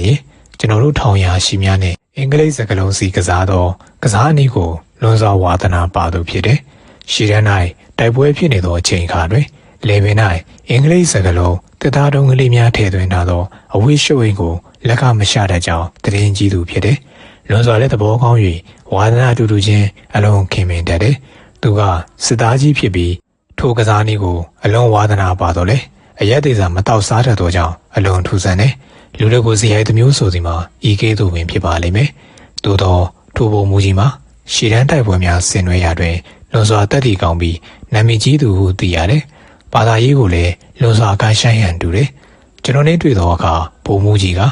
ဦးသိန်းဝင်းကြီးခမရလည်းလောကအပြီးပိုင်ထွက်ပြီးလို့သတင်းကြားတယ်။အဲဒါကြောင့်တာဝန်ဝတ္တရားတွေမရှိတော့ဘူးမဟုတ်လား။ဒီတညတော့ကျုပ်စခန်းမှာအိတ်ဆန်းပါဗျာ။ခမရကိုလည်းအဲခံရင်စကားတွေလည်းပြောရင်ဂိမ်းတပွဲလည်းကစားရအောင်ဗျာ။နောက်နေ့မနက်မှာလည်းအလွန်ตายရလာတဲ့မြစ်စုံကိုလည်းလိုက်ပြီးပို့ပြီးနေတဲ့စာကြွေးပါမယ်။ညနေပိုင်းကျရင်တော့ကျွန်တော်တက်ကစစ်ကားနဲ့ခမရတို့စတဲ့ချမယ်မြကြီးနားကပိုးစာချန်စကန်ကိုလိုက်ပို့ပါမယ်။ဟုတ်ကဲ့ပါဘုံမူကြီးကျေးဇူးထူးတင်ပါတယ်။ကျွန်တော်ကအလောကထွက်လာပြီဆိုပေမဲ့တာဝန်ဝတ္တရားကရှိပါသေးတယ်။နောက်ပိုင်းပိုးစာချန်စကန်ရောက်မှလက်မှတ်ထိုးပြီးနှုတ်ထွက်စာကအသက်ဝင်တည်ဖြစ်မှာပါ။အခုချိန်မှာတော့ကျွန်တော်မှာထောင်မှုကြီးတာဝန်ရှိပါသေးတယ်။အဲ့ဒီတာဝန်ရအခုကျွန်တော်တို့ကားပေါ်မှာသေကောင်ပေါင်းလဲယောဂဝေဒနာခံစားနေရတဲ့ရဲဘက်နဲ့ဝန်ထမ်းလူနာတွေပါလာခဲ့တာမို့အဲ့ဒီလူတွေကိုသေရေးရှင်ရေးအတွက်မြကြီးနားစီယုံကြီးကိုပို့ပေးရမှာကျွန်တော်ရဲ့အဓိကတာဝန်လို့ခံယူထားပါတယ်။ ဒါကြောင့်ဗိုလ်မှူးကြီးရဲ့ဖိတ်ခေါ်ချက်ကိုဝမ်းနည်းစွာနဲ့ညှင်းပယ်ပါရစေခင်ဗျာအေးဗျာဒါလည်းဟုတ်တာပဲကျွန်တော်ကတော့ခင်ဗျားကိုတွေ့တာနဲ့အပေါင်းအသင်းဟောင်းတစ်ယောက်ကိုတွေ့ရတယ်လို့ဝမ်းသာတာကြောင့်လိုက်လဲဖိတ်ခေါ်မိတာပါခင်ဗျားကဘယ်တော့ပြီးမအောင်ပြန်ပါလဲတကြံအကြတော့မဲဆိုတော့ပြီးမအောင်မပြန်ပြသေးရင်ကျွန်တော်ခင်ဗျားတို့စကားကိုလာတွေ့ဦးမယ်ဟုတ်ကဲ့ပါဗိုလ်မှူးကြီးကျွန်တော်လည်းလုပ်တွေလွှဲပြောင်းစီရင်ခံပြီးမှပြီးမအောင်ပြန်မှာဆိုတော့ပြန်မဲ့ရက်ကိုအသေးချာမသိသေးပါဘူးတကြံတွင်မှာမြကြီးနားမှာရှိဖို့များတယ်တကြံနဲ့နဗျတဘခါဆိုကြတော့မှလေအေးဗျာ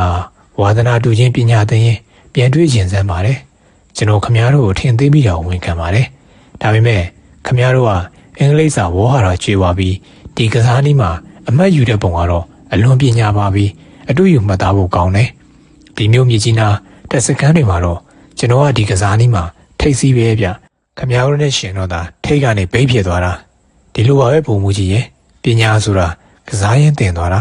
အင်္ဂလိပ်စာဘလောက်တော်ဒီကစားနည်းကဘယ်နေရာမှာဘယ်စကလုံးကိုဆက်ရင်ကိုယ်မှရှိတဲ့စကလုံးလေးနဲ့ဘလို့အမှတ်ရနိုင်တယ်ဆိုတာတွက်ချက်ပြီးအမှတ်ယူတတ်ဖို့အရေးကြီးပါတယ်။အဲဒီကစားနည်းရဲ့လူဝက်ချက်ပညာပါပဲ။အေးဗျာခမရတို့လူတွေနဲ့တွေ့ရတာအလွန်ဝမ်းသာပါတယ်။ဒါပေမဲ့ခမရပြန်လာမယ်လို့သတင်းကြားတာနဲ့ကျွန်တော်မျှော်လင့်နေတာကစားဝဲမှာမစုံနိုင်ရတော့ဝမ်းနေပါတယ်ဗျာ။ဟုတ်ကဲ့ဘုံမူကြီးကျွန်တော်နှုတ်ဆက်ပါတယ်။ကျွန်တော်က